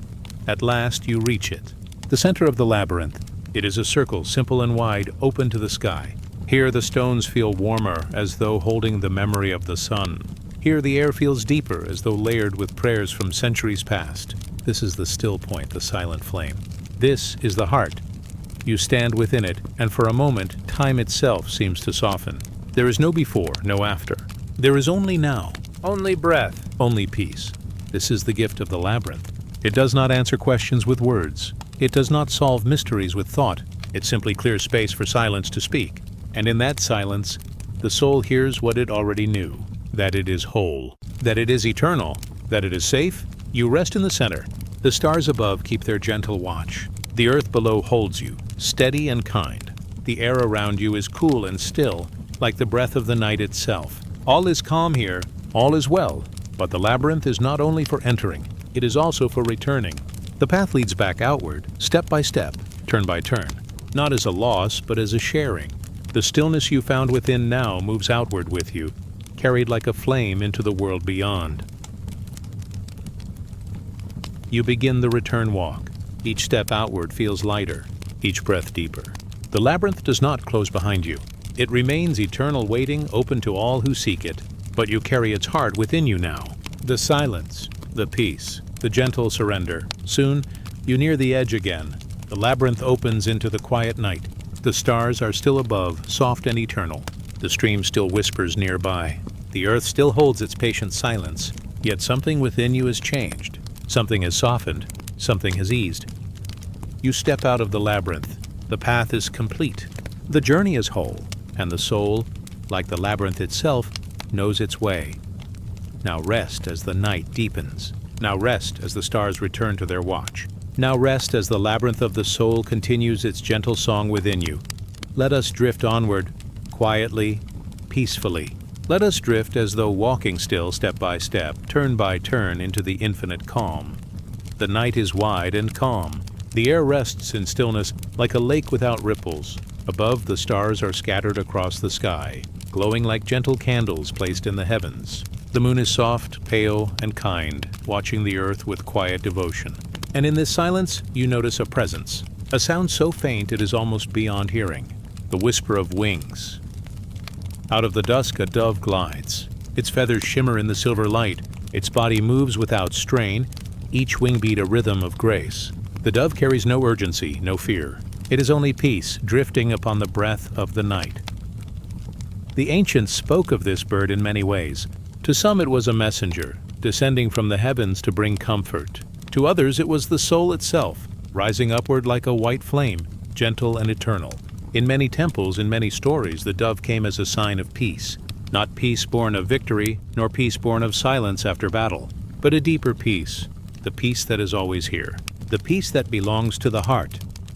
The dove glides lower, and the earth seems to welcome it. Branches sway lightly as it passes. The grass bends softly under the wind of its wings. Even the waters of a nearby pool shimmer, as though bowing to its flight. Every creature, every stone, every leaf seems touched by the stillness that the dove carries. You follow with your eyes as it circles once, then lands upon an old stone wall. Its body is small, yet its presence is vast. For the dove is not only a bird, it is a symbol that has drifted through countless ages, carried by countless tongues. It is the same gentle presence that poets have written of, that prophets have dreamed of, that wanderers have prayed to. In the ancient lands of Mesopotamia, the dove was linked to the goddess of love and renewal. She was seen as a mother of life, her spirit carried upon gentle wings. Wherever the dove appeared, hearts softened, and the world felt lighter. In other times, in distant lands, the dove became a sign of hope after great storms. It carried a message that waters would recede, that the earth would flourish again, that life would continue. Always the dove returned as a quiet assurance. Not in thunder, not in fire, not in the roar of winds, but in silence, in gentleness, in calm. The bird tilts its head now, as though listening. Its eyes are dark, calm, and deep. In them, you sense a reflection of your own spirit. The dove reminds you of something you already know, that within there is a space untouched by worry, a place that remains unbroken, no matter the storms of life. That place is peace. It waits in the center of the heart, like a well that never runs dry. The dove spreads its wings again, rising into the air. It circles slowly, as though drawing patterns of stillness across the sky. Each feather moves like a brush stroke, painting peace upon the night, and you feel as though you are carried with it. lifted upward, drifting higher, lighter. In Greece, the dove was seen as a companion of goddesses, symbols of love and harmony. Their presence in the temples was like the scent of flowers in spring, soft, delicate, lasting. To the ancients, the bird was never merely a creature of the air. It was a bridge between the seen and the unseen, between the earth and the heavens. You feel this truth now as you watch it soar. The dove moves freely between worlds. It belongs to the earth, yet its flight touches the sky. It carries the prayers of the ground upward, and it carries the blessings of the heavens downward, always moving, always balancing, always reminding that peace is not far away. It is here, in the space between one breath and the next. The wings beat softly, like a lullaby. The sound is faint, yet it holds the rhythm of eternity. You listen, and the world seems to grow quiet around you. Your own breath begins to follow the bird's movement. Slow, gentle, steady. Some stories tell that when a soul departs the body, it rises like a dove, weightless, serene, not fleeing, not lost, but returning. Returning to a place of rest, a place of belonging, a place of endless peace. And so the bird became a symbol of immortality, not in power, but in stillness, not in conquest, but in love. The dove drifts lower now and settles upon a branch of an olive tree. The leaves tremble gently around it, as though whispering their secrets into the night. The tree itself is ancient, its roots deep, its branches wide. Together, the olive and the dove form an image as old as memory, an image of peace given to the world. In many lands, when people longed for peace, they painted the dove with the olive branch in its beak. It was not just a wish for the absence of conflict. It was a vision of harmony, of balance, of life flourishing again after hardship. To see the dove with the branch was to remember that storms pass, that floods recede, that wars end. It was a promise that life would begin again. The bird remains upon the branch. Its feathers shine softly under the moon. Its presence feels like a blessing cast upon the earth. And you, watching, feel that same blessing settle upon you. It rests upon your shoulders like a shawl. It rests within your chest like a flame of stillness. It rests within your mind like a gentle hush. The world is vast. The world is filled with many voices, many movements, many storms. Yet above them all there is this silence, this softness, this dove of peace forever flying, forever returning. The bird lifts once more into the sky. Its wings spread wide, cutting across the silver light of the moon. Each beat is steady, slow, serene. You feel as though your spirit rises with it, carried into the calm of the heavens. There is no struggle here, no tension, no weight, only flight, only stillness, only peace. The dove drifts higher, then circles downward, returning to rest. But its presence remains within you. It has entered the heart. It has opened the space of stillness. It has reminded you of what is eternal. Peace is not something that must be reached. It is not something that must be fought for. It is here. It has always been here. It is the quiet dove, resting softly within. The night deepens. The stars continue their slow watch. The earth lies still, wrapped in silence. The dove tucks its head beneath its wing, resting in calm. And you too are invited to rest, to fold your thoughts like wings, to close your eyes like petals at dusk, to surrender to the great peace that flows through all things. Now let the dove of peace carry you. Let it guide you into sleep, as gently as it glides through the night sky. Let it carry you inward, to the still point of the soul, and let it remain with you, a guardian of quiet, a messenger of calm, a gentle presence forever within. Now rest as the stars return. Now rest as the night deepens. Now rest as the dove of peace continues its endless flight, blessing all who dream beneath its wings. Let us drift onward. Let us drift into silence. Let us drift into peace. The night opens like a door. The sky above is deep and endless, its stars scattered like hidden jewels. The moon shines softly as though it were a lantern set high in the heavens. The air is still, holding the faint hush of a temple just after prayer. And in this quiet, you notice something waiting, a shape resting upon a stone altar. A key, it gleams faintly in the silver light. Not a modern key of iron and teeth, but an ancient one, long, slender, carved with spirals and circles. The handle is heavy, shaped like a flower blooming or perhaps like the rising sun. It is not only a tool, but a symbol, a promise of a doorway, unseen yet near. For across ages and lands, the key has carried mystery. To the Greeks, keys were sacred to the goddesses who guarded the home and the threshold of life. In temples, priests carried keys as signs that they tended the passage between mortal and divine. To hold a key was to guard a secret. To carry a key was to be trusted with a hidden truth. The key upon the altar seems to glow brighter now, as if listening. Its presence is not heavy. It does not demand. It only waits, patient as the stars. It reminds you of every unopened door, every hidden path, every quiet chamber within the soul. It speaks without words. There is more than what the eyes can see. In Egypt, keys appeared in the shape of the Ankh, the cross with the loop at the top. It was said to open the door to eternal life. The gods were shown carrying it in their hands, offering it to mortals as a gift of breath and spirit. It was not only a key, but the very sign of life itself. Where the Ankh appeared, the path between this world and the next was open, and light could pass through. The night around you feels like a great hall now. Tall columns rise on either side, shadowed and silent. Their carvings glow faintly in the moonlight. At the end of the hall, there stands a doorway, tall, dark, and closed. The key rests gently in your palm, as though it had been waiting only for you. But the key does not rush you. It does not press you forward. It simply rests, warm and steady, reminding you that what is hidden will reveal itself in time. The mystery is not meant to cause fear.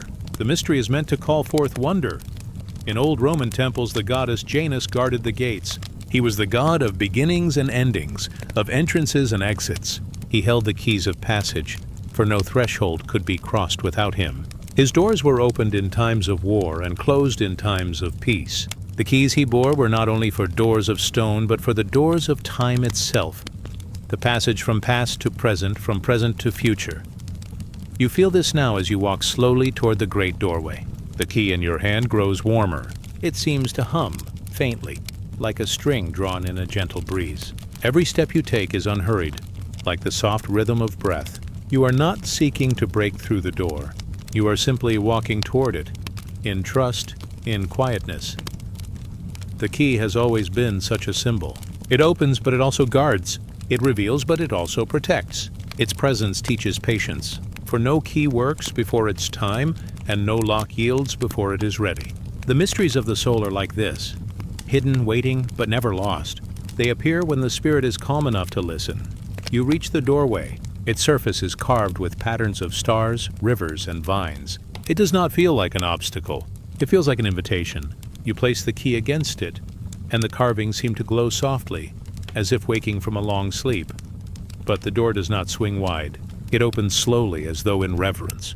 A soft light spills out, warm as candle flame, gentle as dawn. It is not a blinding light. It is the kind of light that welcomes, the kind that rests upon the skin like a blessing. And as the door opens, you realize that what lies beyond is not foreign. It is familiar.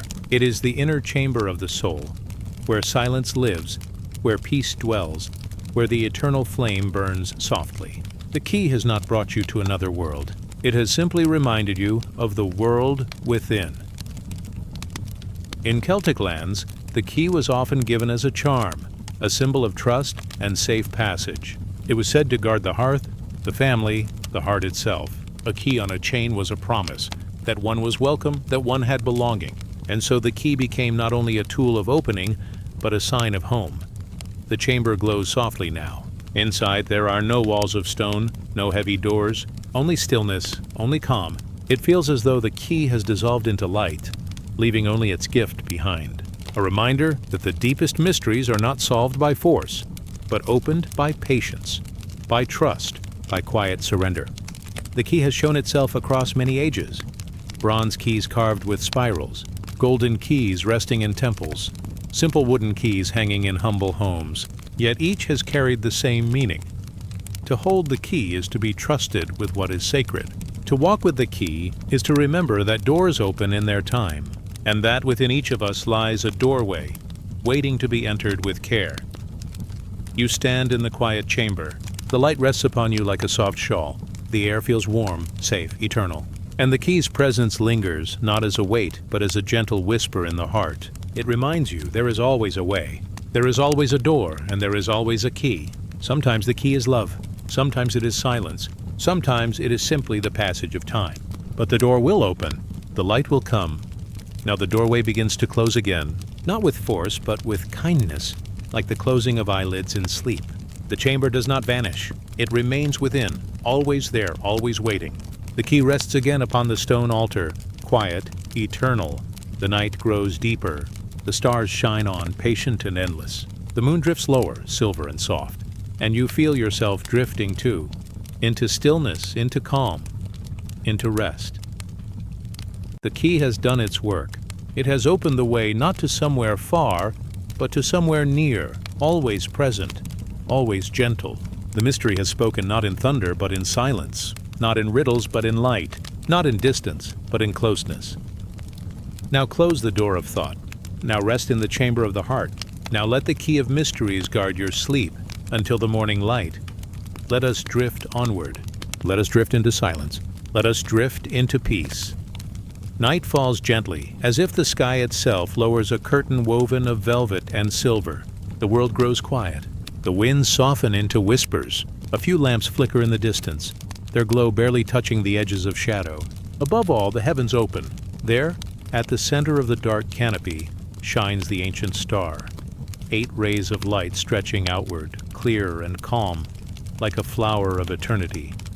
This is the Star of 8 Points, a symbol older than empires, a guide for shepherds, kings, and seekers of the spirit. It shines across cultures, across ages, across hearts that long for direction. The star does not move, yet it leads. It does not speak, yet it tells of journeys both outer and inward. Breathe with its light. Let your thoughts settle under its glow. Each ray of the star stretches like a soft path. Each path carries the soul toward a new horizon. In ancient Babylon, beneath towering ziggurats and the sound of reed flutes, the 8-pointed star was carved into clay and stone. It was the mark of Ishtar, the goddess of morning and evening light, she who held both tenderness and strength. Her star did not command armies, nor did it rest in the halls of power. Instead, it rose above them, a reminder that the heavens always watch, always guide, always return. When merchants crossed deserts, they looked upward. When sailors drifted upon wide waters, they looked upward. When wanderers carried questions too heavy for their hearts, they too looked upward.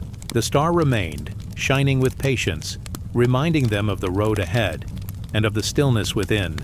The 8 points hold balance. 4 rays stretch toward the corners of the earth. North, south, east, west, 4 more reach between, holding the spaces of dawn, dusk, midnight, and midday. Together they form a compass of the soul, not only of land, but of life. For each person walks a journey with many turns. There are paths of joy. There are valleys of shadow. There are rivers of learning. There are deserts of waiting, but always above the star shines, as if to whisper, all directions belong to the same circle. No step is wasted. No road is lost. In the lands of Bethlehem, too, a star was remembered. One light, bright among the countless others. It guided wise men across sand and stone, carrying gifts not for a throne of gold, but for a cradle of simplicity. The star bent down from eternity to rest above a small shelter, and there, it marked the place where heaven touched the earth through gentleness. This was not coincidence, nor a trick of the eye. It was the same language of light that had spoken to Babylon, to Egypt, to the deserts and seas. Always the message is quiet. Always it is peace. Close your eyes and see the star as if it shines above you now. Its light is soft, not sharp. It does not pierce, it comforts. It feels like moonlight upon water, like a hand resting over yours, like a bird folding its wings. Let one ray draw you northward, toward wisdom. Let another draw you southward, toward trust. Let the eastern light carry you toward new beginnings. Let the western glow remind you of endings that are gentle, endings that return you to stillness. The diagonal rays hold the rhythm between. They whisper of balance, of harmony, of the way all times belong together. The star has been drawn on tablets, painted on mosaics, pressed into jewelry, carried upon banners of prayer. Yet no stone nor paper can contain it. It belongs to the wide sky, the same sky that arches over you now. Whether you walk among mountains or lie still upon a bed, the star knows you. It shines not because it must, but because shining is its nature.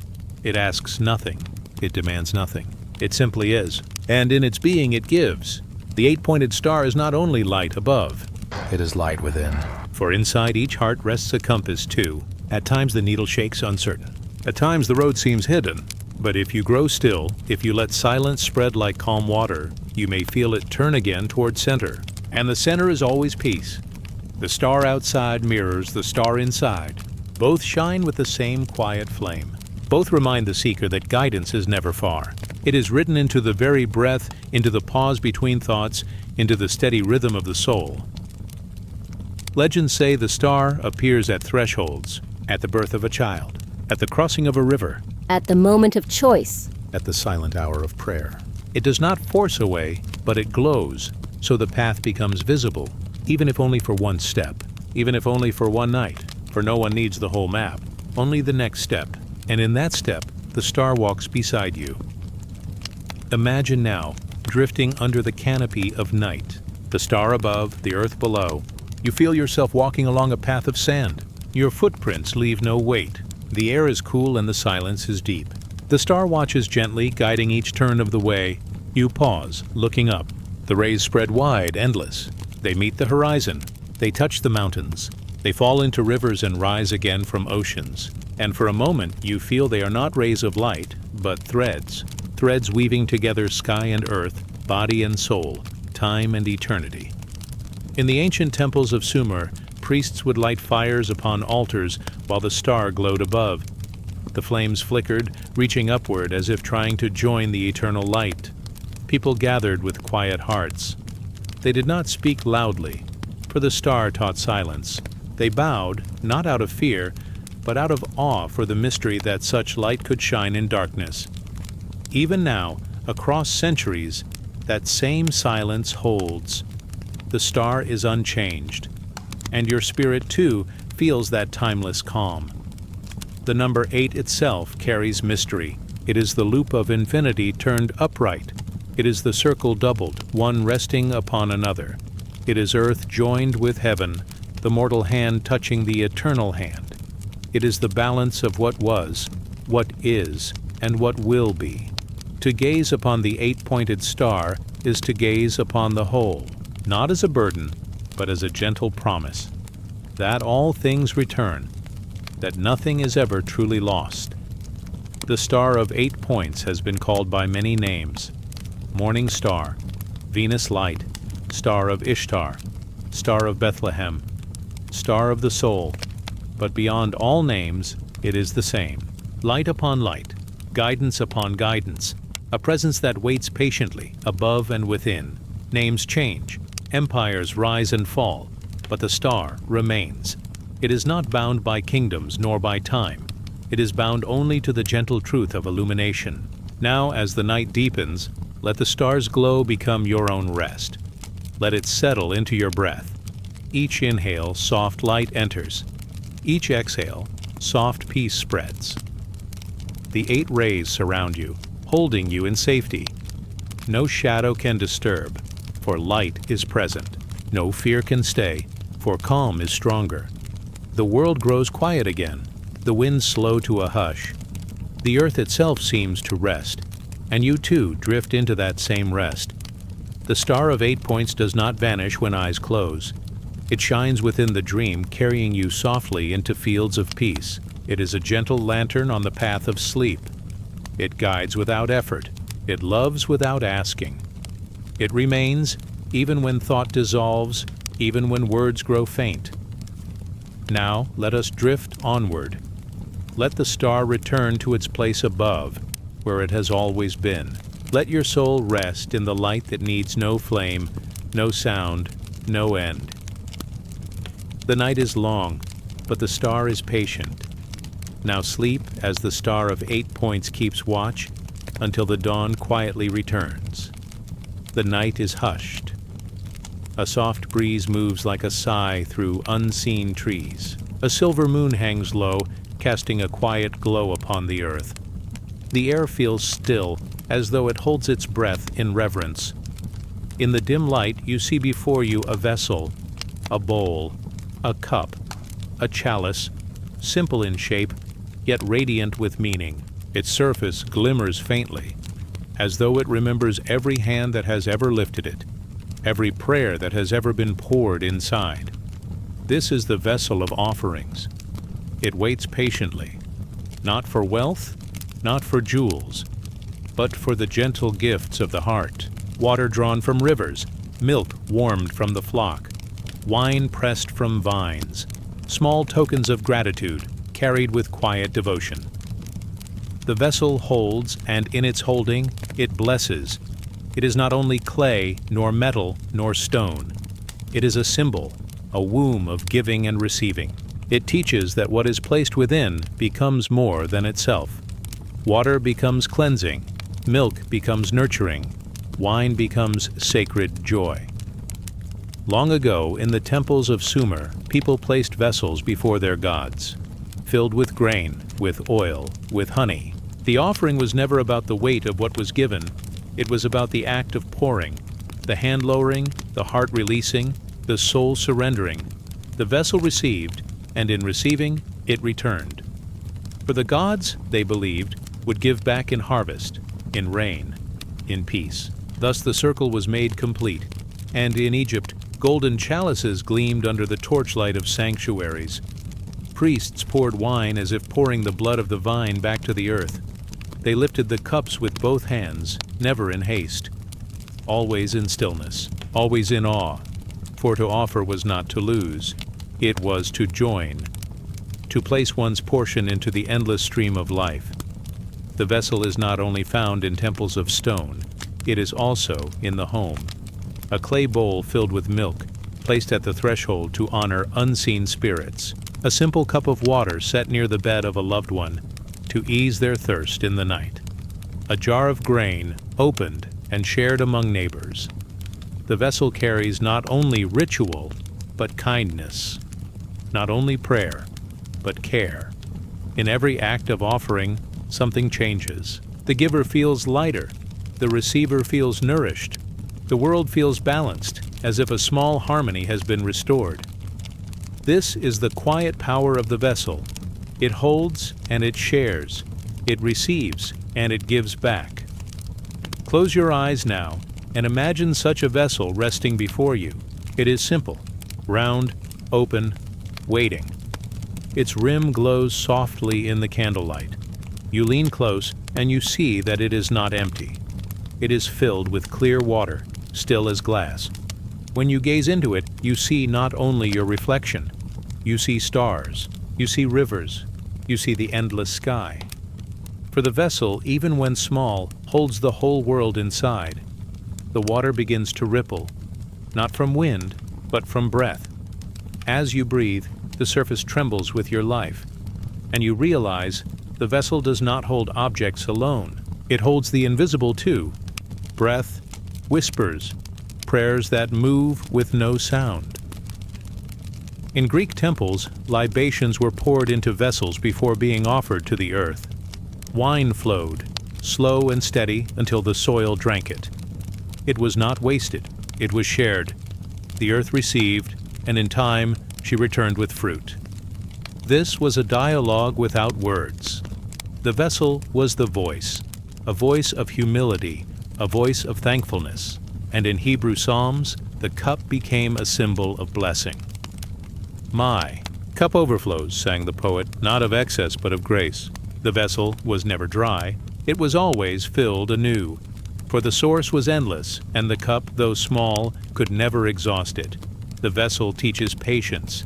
It does not rush. It does not cling. It simply waits, open and ready. It allows what is given to enter. It allows what is needed to be poured out. It knows the rhythm of holding and releasing, of fullness and emptiness. Your own soul is such a vessel. It receives light each morning when the sun rises. It receives rest each night when the stars appear. It receives kindness when someone speaks gently to you. It receives wisdom when silence falls upon you. And when your vessel is full, it too longs to pour. A smile, a word of comfort, a gift, a touch of care. The cycle continues. To receive is sacred. To give is sacred. The vessel holds both. There are moments when the vessel feels empty, when it is dry and no offering remains. But even then, the emptiness itself has meaning. For in the hollow space, there is room. Room for new water, new milk, new wine. Room for grace to arrive again. The vessel does not despair when it is empty. It simply waits. For emptiness is not the end. It is the beginning of fullness once more. Imagine again the vessel before you. This time it is made not of clay nor bronze, but of light. Its walls shimmer like gentle fire. Its shape is round, without edge or crack. It glows softly, and you feel warmth spread through your hands as you lift it. Inside it, a golden liquid sways like sunlight poured into form. You tilt the vessel, and slowly the light flows. It does not diminish. It does not run dry. It pours endlessly, a stream of peace. And wherever it falls, flowers rise, rivers flow, hearts soften. This is the eternal vessel, the offering that never ends. In many myths, the cup is linked to the womb, for it is the place where life is held, nourished, and given forth. The vessel of offerings is not only about ritual, it is about birth, about the mystery of life itself.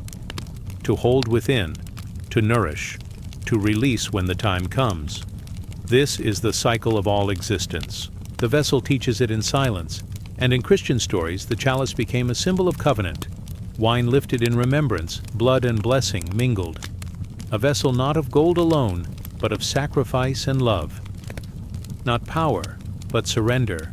Not grandeur, but humility. The cup became holy because it was shared. Now let the image soften. Let the vessel in your mind grow larger. So large it becomes the sky itself. The moon is one drop. The stars are seeds of light within it. The whole universe rests inside this great vessel, and you too rest inside, floating, safe, carried. Every breath you take is part of the offering. Every dream you dream is part of the gift. You are not outside the vessel, you are within it, always held. The night deepens. The air grows stiller. The vessel remains, quiet, patient, eternal. It asks nothing but openness. It gives everything through stillness. Now your heart feels like a vessel too, soft, open, ready to receive rest. Let the cup of your soul fill with peace. Let it overflow with calm. And as it overflows, let the peace spill into your dreams. Soothing, gentle, unbroken. The vessel of offerings has no end. It will be waiting when you wake, as it waits now in the silence of night. It belongs not to one people, nor to one place, but to all. It belongs to the quiet rhythm of giving and receiving, the breath of life itself. Now, as your eyes grow heavy, let the vessel rest in your heart. Let it cradle you in stillness. Let it carry you into sleep, like a cup holding clear water, spilling slowly into eternity. Rest now, as the vessel remains, as the night remains, as peace remains. The night unfolds gently. Stars glow like tiny fires above the horizon. A quiet wind moves through unseen trees. Shadows stretch across stone paths that lead into a temple, old and timeless. The air feels calm, as though the world has slowed to a single breath. Inside this stillness, a staff rests. It stands upright, supported by nothing, as though the earth itself holds it steady. The staff is not only wood nor only metal. It carries the memory of shepherds, healers, and gods. It is a rod of balance, a bridge between opposites, a symbol of peace. In ancient stories, staffs were more than tools. They were guides. They steadied the wanderer on mountain paths. They turned the shepherd's hand into a circle of protection. They gave priests and healers a sign of their calling. To hold one was to carry trust, wisdom, and a connection to the unseen. The caduceus, with its two gentle serpents entwined, spoke of harmony. The serpents curled upward, never fighting, always circling. Their dance was one of balance. Light with shadow, earth with sky, life with death. Above them wings spread softly, reminding those who looked that freedom is found not in one side, but in the meeting of both. Long before, in quiet villages, the staff of a shepherd had another meaning. It was simple. It guided the flock, steadying them toward water, away from cliffs, closer to safe pastures. The curved head of the rod was like a hand that could reach with care, never harsh. A lamb wandering too far would feel the gentle pull and return to safety. Balance, again, between freedom and guidance, between wandering and belonging. Travelers too leaned on their staffs. Across deserts, mountains, and forests, the rod bore their weight. It turned each step into something lighter. It shared the burden of the journey, balance between the strength of the body and the patience of the earth. The myths of gods also placed staffs in their hands. Hermes carried his shining rod as he walked between realms. It guided souls across the thresholds of life and death. It brought messages from the heavens to the earth. The staff was never a weapon, but a bridge between what is above and what lies below. In another story, Moses raised his staff over water, and seas pulled apart like curtains of glass. The rod was not only wood, it became a channel for divine order. It brought balance where chaos threatened. It guided a people through their fear, across the trembling ocean floor, into new land. The staff was not always held by gods or leaders. In temples, quiet healers traced lines with their rods upon the ground, drawing circles of safety. They touched the sick with the rod, not as a strike, but as a promise of recovery. The staff was a marker, a sign that balance could return to the body. It whispered, pain and peace are both rivers, but they flow toward the same sea. In ancient dreams, serpents rose up the staff not to harm, but to remind. They shed their skins, leaving behind what was old. They taught that healing is not only in herbs or water, but in renewal. The staff, standing straight, was the spine of the world. The serpents, circling, were the breath that kept it alive. Close your eyes and imagine this staff before you. It rises tall, polished by many hands, steady in the silence. Two serpents coil upward, gliding without struggle. Their scales shimmer softly in moonlight, silver and gold. The wings above are not of flight, but of stillness, lifted as if holding the air itself in balance. You may feel the staff as though it rests before your heart. One serpent whispers of earth, grounding and patience. The other whispers of sky, dreams, and freedom. Their voices meet not in conflict, but in song. You stand between them where balance is born. The staff is also time, one end planted in the soil of the past, the other pointing toward skies of what is to come. Between them is the present, the hand that holds it, the steady breath that surrounds it. It is a reminder that balance is not the absence of weight, but the gentle way of carrying it. In the temple, a candle flickers. Shadows of the staff stretch across the floor. The flame does not burn too bright nor too dim. It holds the middle path. Like the staff, like the serpents, like the heart itself, the candle burns in balance. You drift deeper into the story, as though walking down a corridor of memory. On one side, the walls are painted with journeys of shepherds. Their staffs guide flocks across hills at dawn, under skies of fading stars. On the other side, the walls glow with images of healers, tracing circles with rods of light, restoring harmony to tired souls. At the end, the corridor opens into a chamber where gods stand, their staffs raised, not in battle, but in blessing. Everywhere the same symbol repeats, a rod, upright, simple, steady, a sign that the universe itself rests on a balance unseen, that rivers flow because the staff divides land from water, that stars remain because balance holds them in their courses, that hearts beat because breath, like serpents, coils gently through the body. The staff does not speak, it does not command, it simply stands, and in its standing it teaches. It tells of order without force, guidance without chains, healing without demand. Imagine your body now as a staff, your spine upright, your breath coiling, your heart the meeting place of earth and sky. The serpents of life move through you, gentle and endless. Every inhale is a rising spiral, every exhale a soft release. Balance flows through you like water through reeds. The night deepens. The staff glows with a light that is not fire, nor moon, nor star. It glows with remembrance. It glows with trust. It glows with the quiet knowing that everything is already in balance, even when unseen. You may rest in this balance. You may let it cradle you as a shepherd's rod cradles the wandering lamb.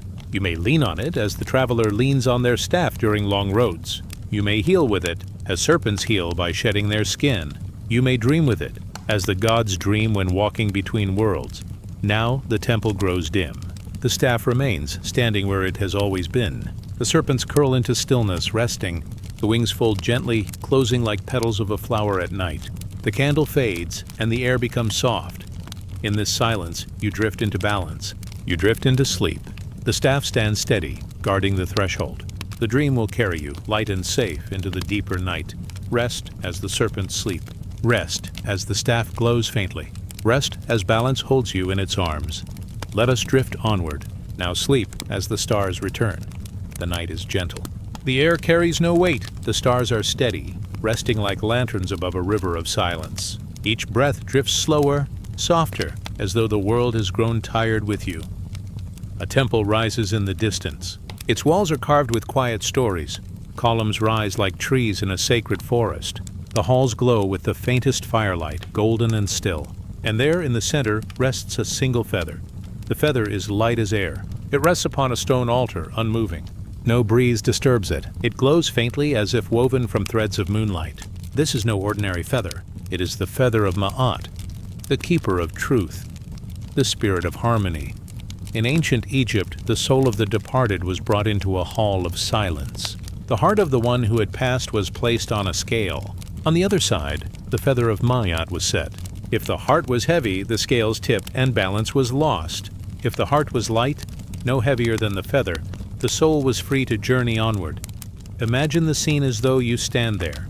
A vast chamber stretches around you. Torches glow, their flames bending like reeds in the windless air. The god Anubis waits, calm and watchful, his jackal face carved in shadow. He guides the heart to its place, setting it with care upon the scale. Beside him stands Thoth, the scribe, his pen ready to write what unfolds. And in that stillness, the feather waits. It carries no sound, no effort, no struggle. It simply is. Its weight is truth.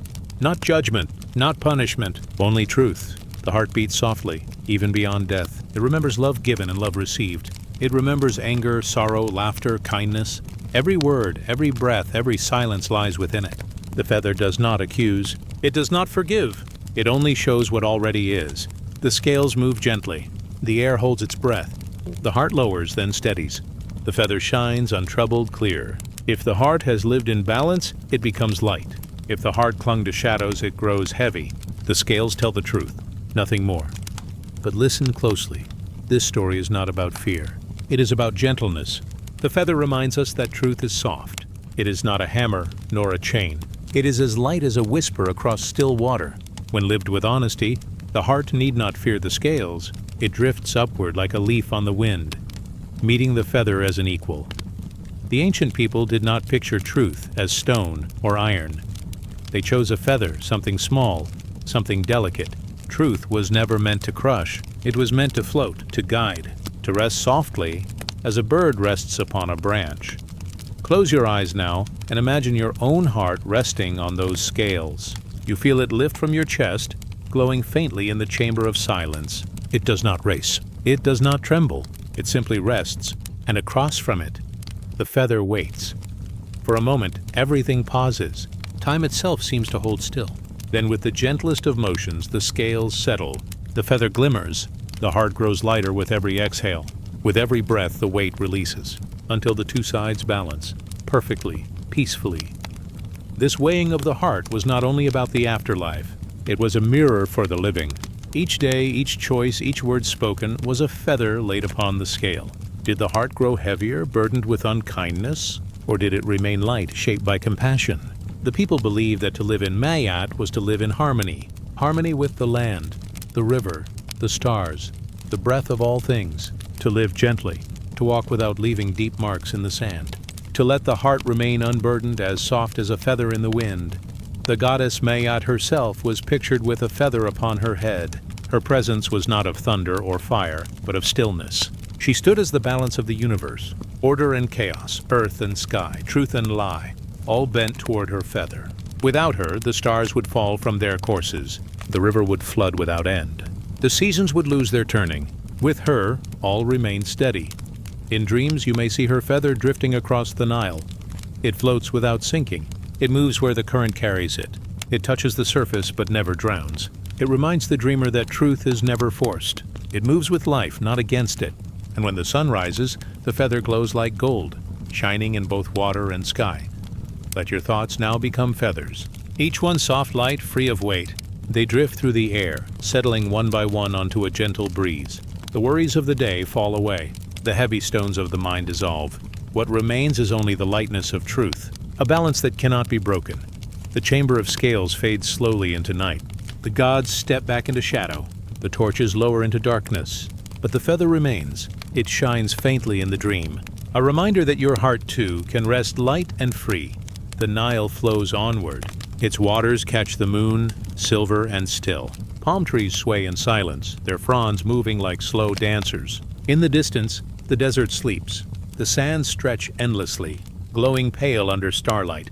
And somewhere, hidden in that quiet, the feather drifts, unlost. You drift with it. Your body grows soft, your breath slow. The feather carries you deeper, guiding you through shadow into peace.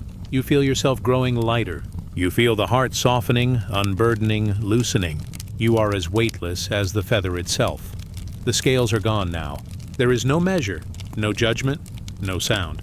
Only balance, only calm, only the quiet glow of truth, resting within you. And so as the stars turn slowly overhead, you drift deeper into rest. Your heart is light, your breath is gentle. The feather of Mayat shines above you, steady and kind. Let yourself rest in its balance. Let yourself be carried, as the Nile carries the feather, into silence, into stillness, into sleep. Now rest as the stars return. Now rest as the feather drifts onward. The night deepens, yet it does not grow heavy. It is soft, like velvet stretched across the sky. Stars glimmer, patient and still, each one a lamp placed in the great hall of silence. The air is cool. A faint wind drifts across the earth, as if carrying the breath of unseen monks chanting far away. In this quiet, a circle begins to glow. It rests upon the ground carved in gold and wood. Its spokes stretch outward, 8 in number, each one shining as though kissed by firelight. This is no common circle. This is the wheel of Dharma. Its turning has no beginning, no end. Its path is the path of balance, of kindness, of right living. It is the wheel of the awakened. Imagine yourself seated before it. The wheel does not spin wildly, nor does it stay still. It turns gently like a slow breath, steady, calm, eternal. Each spoke glimmers. Each one is a way of walking, a way of being. They point not outward, but inward, guiding the soul closer to its own peace. The first spoke whispers of right understanding. To see the world clearly, without the fog of anger, without the shadow of fear. Not to force answers, but to let truth rise like dawn, natural and soft. It is the beginning of vision, where the eyes open not in struggle, but in calm. The second spoke shines with right thought, thoughts like streams moving where they are guided. Some streams are heavy, carrying stones. Some are light, carrying blossoms. The spoke teaches the stream to flow kindly, to move gently, to let the blossoms drift farther than the stones. The wheel turns. The third spoke rises. It speaks of right speech. Words, like feathers, can rest lightly or fall sharp as arrows. To choose words as one chooses seeds, planting only those that heal, never those that wound. To speak softly, truthfully, and with care. Every word becomes a step upon the earth. Every word a reflection in the water of another's heart. The fourth spoke glows with right action. Hands that harm grow heavy. Hands that serve become light. The spoke teaches that action is not measured by size, but by spirit. A gentle act, a kind gesture becomes brighter than fire. To act in harmony is to live in balance, leaving no scars upon the path. The fifth spoke rises, carved of light. Right livelihood, it whispers. The way of living, the way of earning, the way of moving through the world. To live without harming, to take without stealing, to give without pride. Livelihood becomes a rhythm, a way of carrying bread, water, kindness. The wheel glows brighter as this spoke turns. The sixth spoke hums softly. It is the spoke of right effort, not effort of struggle, but effort of care. A gardener tending a small flame, never letting it die, never feeding it too much. Effort is gentle, steady, like a breath that never breaks.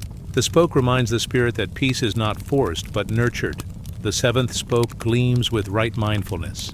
To be present in this step, in this breath, in this moment. Not wandering through past sorrows, not running into future shadows, but standing here in the soft ground of now. Like a lotus opening to the sun, the heart rests open, untroubled. The eighth spoke completes the circle. Right concentration. The mind, no longer scattered, becomes a still lake. Its surface smooth, its depth endless. All reflections grow clear. In this stillness, the soul knows itself. Not through noise, not through rushing, but through silence. The wheel glows brighter now. All 8 spokes form a circle of balance, a path not walked once, but turned again and again. Like the wheel itself, Each turn brings the soul closer to calm. Each turn polishes the heart until it shines like the spokes themselves. In ancient times, the wheel was a symbol of kings and gods, but in the teachings of the Buddha, it became a symbol of awakening. The Dharma wheel turned not to rule, but to guide. It was not a weapon, not a crown, but a path. Its turning was the turning of truth, the turning of compassion, the turning of peace. Close your eyes and feel it turning before you. The golden circle moves without sound. Each spoke shines as though lit by stars. As it turns, your thoughts grow quieter. As it turns, your heart grows softer. The wheel does not demand.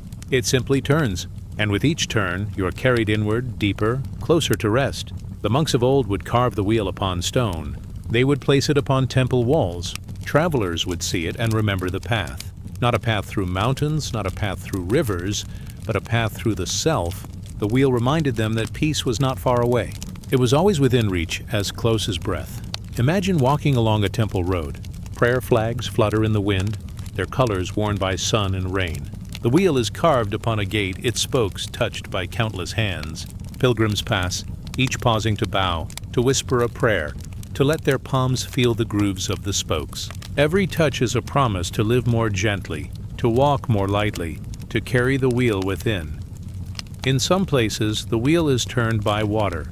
A river flows, and its current spins the prayer wheel endlessly. Each turn becomes a prayer, not spoken, but carried by water. The river becomes the breath of the earth, whispering the Dharma with each wave. So too, your own breath turns the wheel within you. Each inhale, each exhale, another turning. Another step along the path. The wheel is infinite. It does not end. Like the seasons, like the stars, like the river, it moves in circles, always returning, always flowing. It reminds you that nothing is lost. Every kindness returns. Every breath becomes part of a greater rhythm. Even rest is a turning. Even sleep is a spoke upon the wheel. Now the temple fades. The carvings soften into dream. The monks return to silence, but the wheel remains. It turns behind your eyelids. It turns beneath your breath. It turns within your heart. Let the wheel carry you now.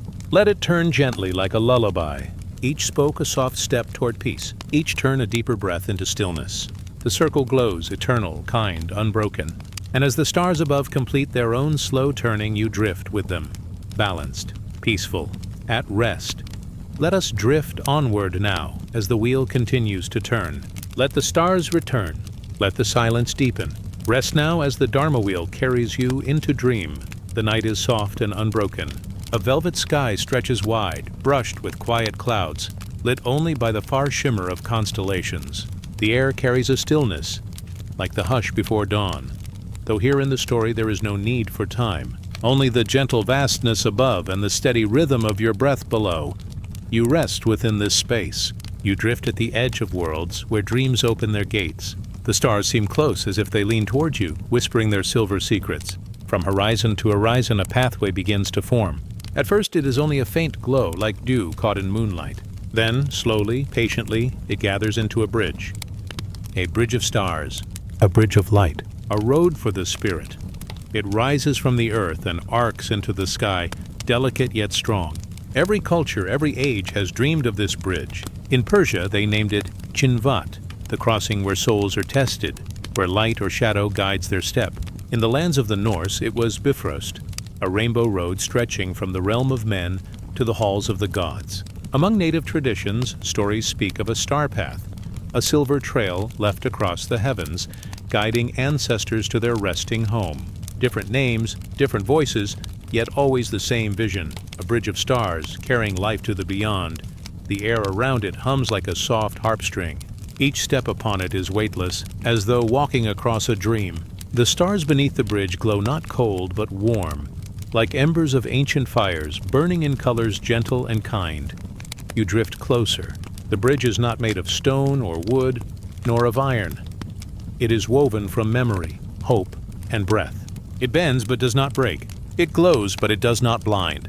It is at once endless and near, both distant and within reach. Those who have crossed it before leave traces behind them.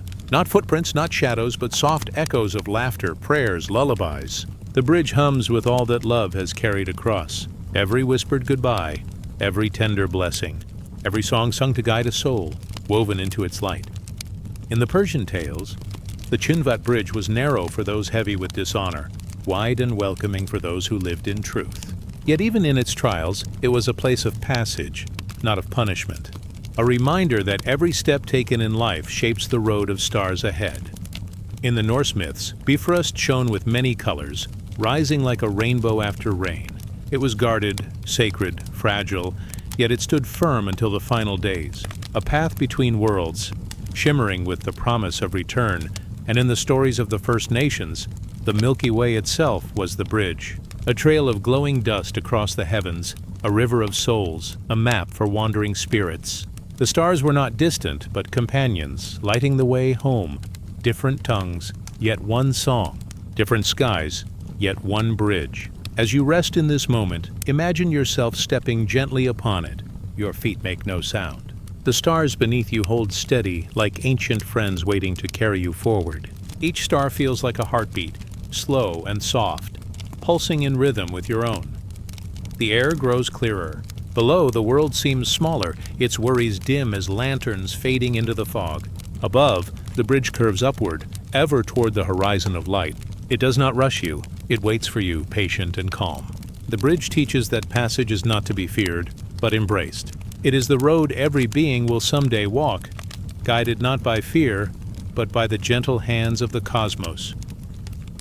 The Persians spoke of a guide, an angel of justice, waiting at the bridge's edge. The Norse told of Heimdall, the watchman of the gods, standing guard at Bifrost, and the First Nations whispered of animal spirits, guiding loved ones across the silver path. Always there was someone at the other end.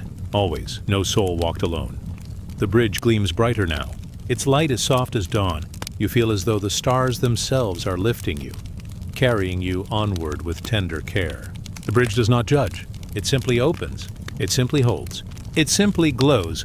You pause to look around. On either side of the bridge, the sky is vast and alive.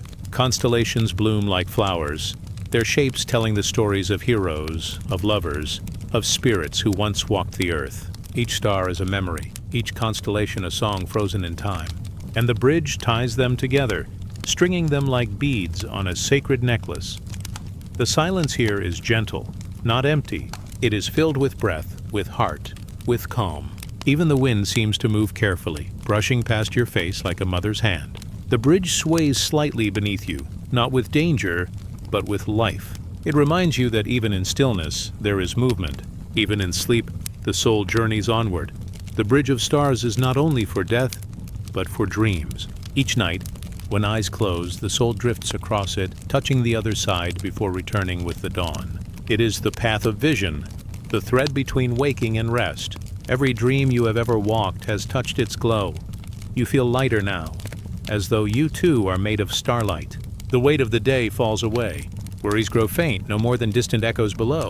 On the bridge, only balance remains. Night and light, past and future, body and spirit, all meet here, held by the endless sky. You walk farther, though it feels less like walking, more like floating. Each step is a breath.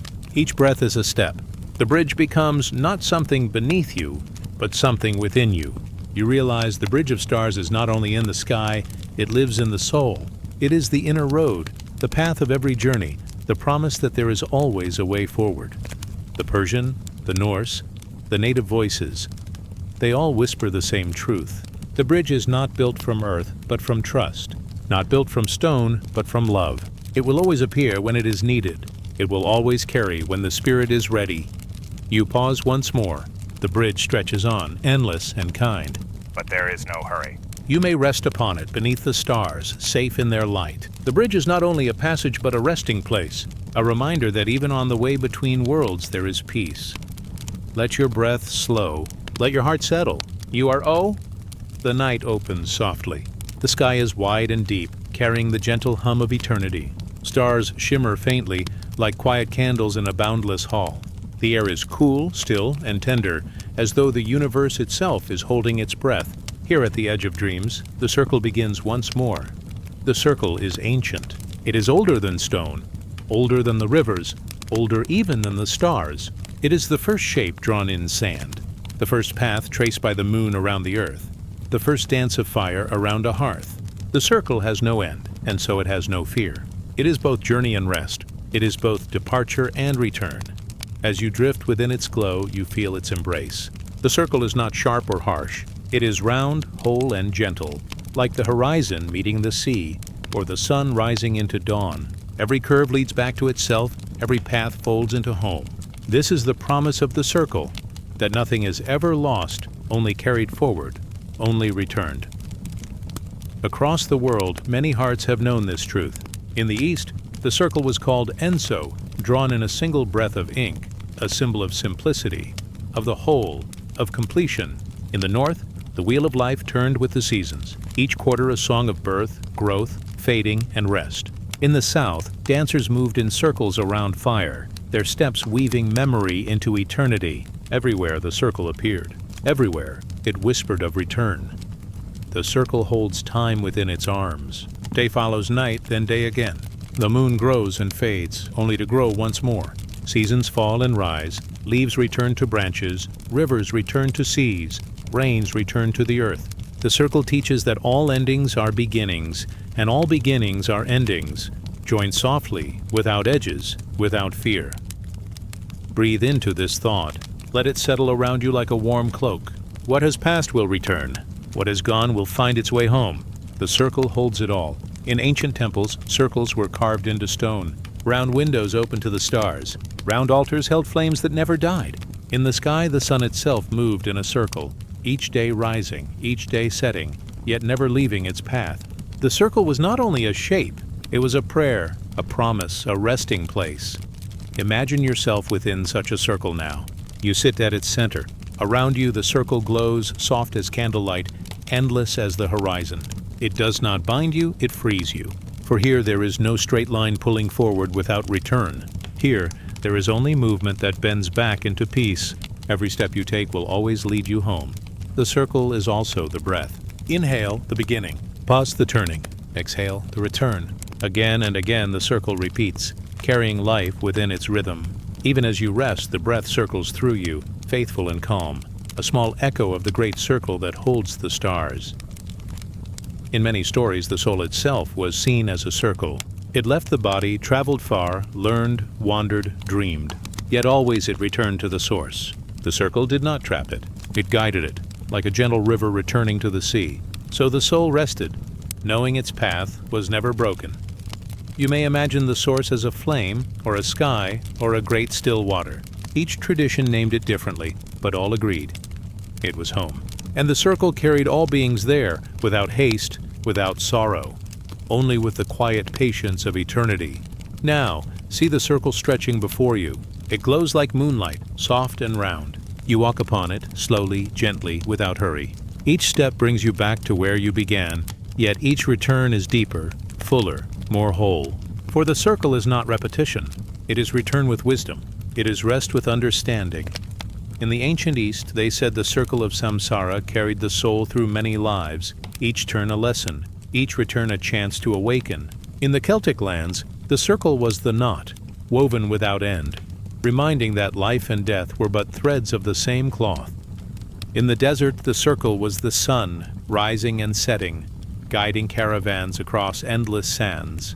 Wherever you look, the circle was there, always reminding, always returning. And so you rest, knowing you are part of this circle. Your days are circles, your breaths are circles, your dreams are circles. The soul's journey is a circle, never lost, always homeward.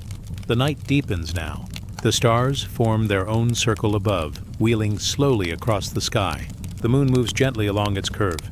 Even the galaxies spiral, their arms turning like vast circles, echoing the same truth.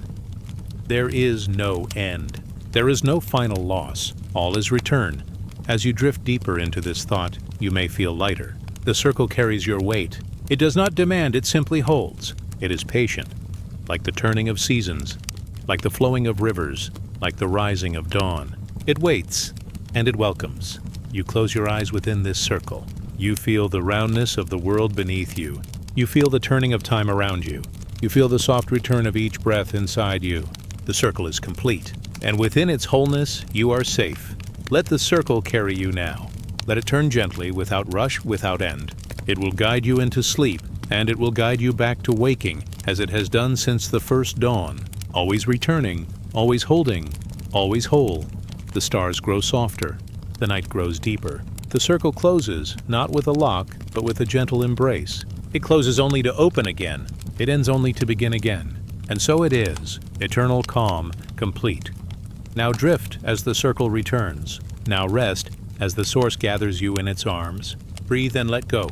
The circle will hold you. The circle will return you. The circle is your rest. Let us drift onward, into silence. Let us rest as the stars return, any skies, always guiding, always holding, always leading to light. The stars glow softer, like lanterns dimming at the close of a festival. The bridge fades, though not entirely. It is still there, waiting, patient, eternal. For now it lets you rest. The night folds around you, warm and gentle. The bridge rests within your chest, glowing quietly with each breath. Let yourself drift. Let yourself float. The stars will carry you when it is time. Now rest as the bridge of stars lingers in the distance. Now sleep as the sky holds you in its arms. Let us drift onward into silence, into dreams, into peace.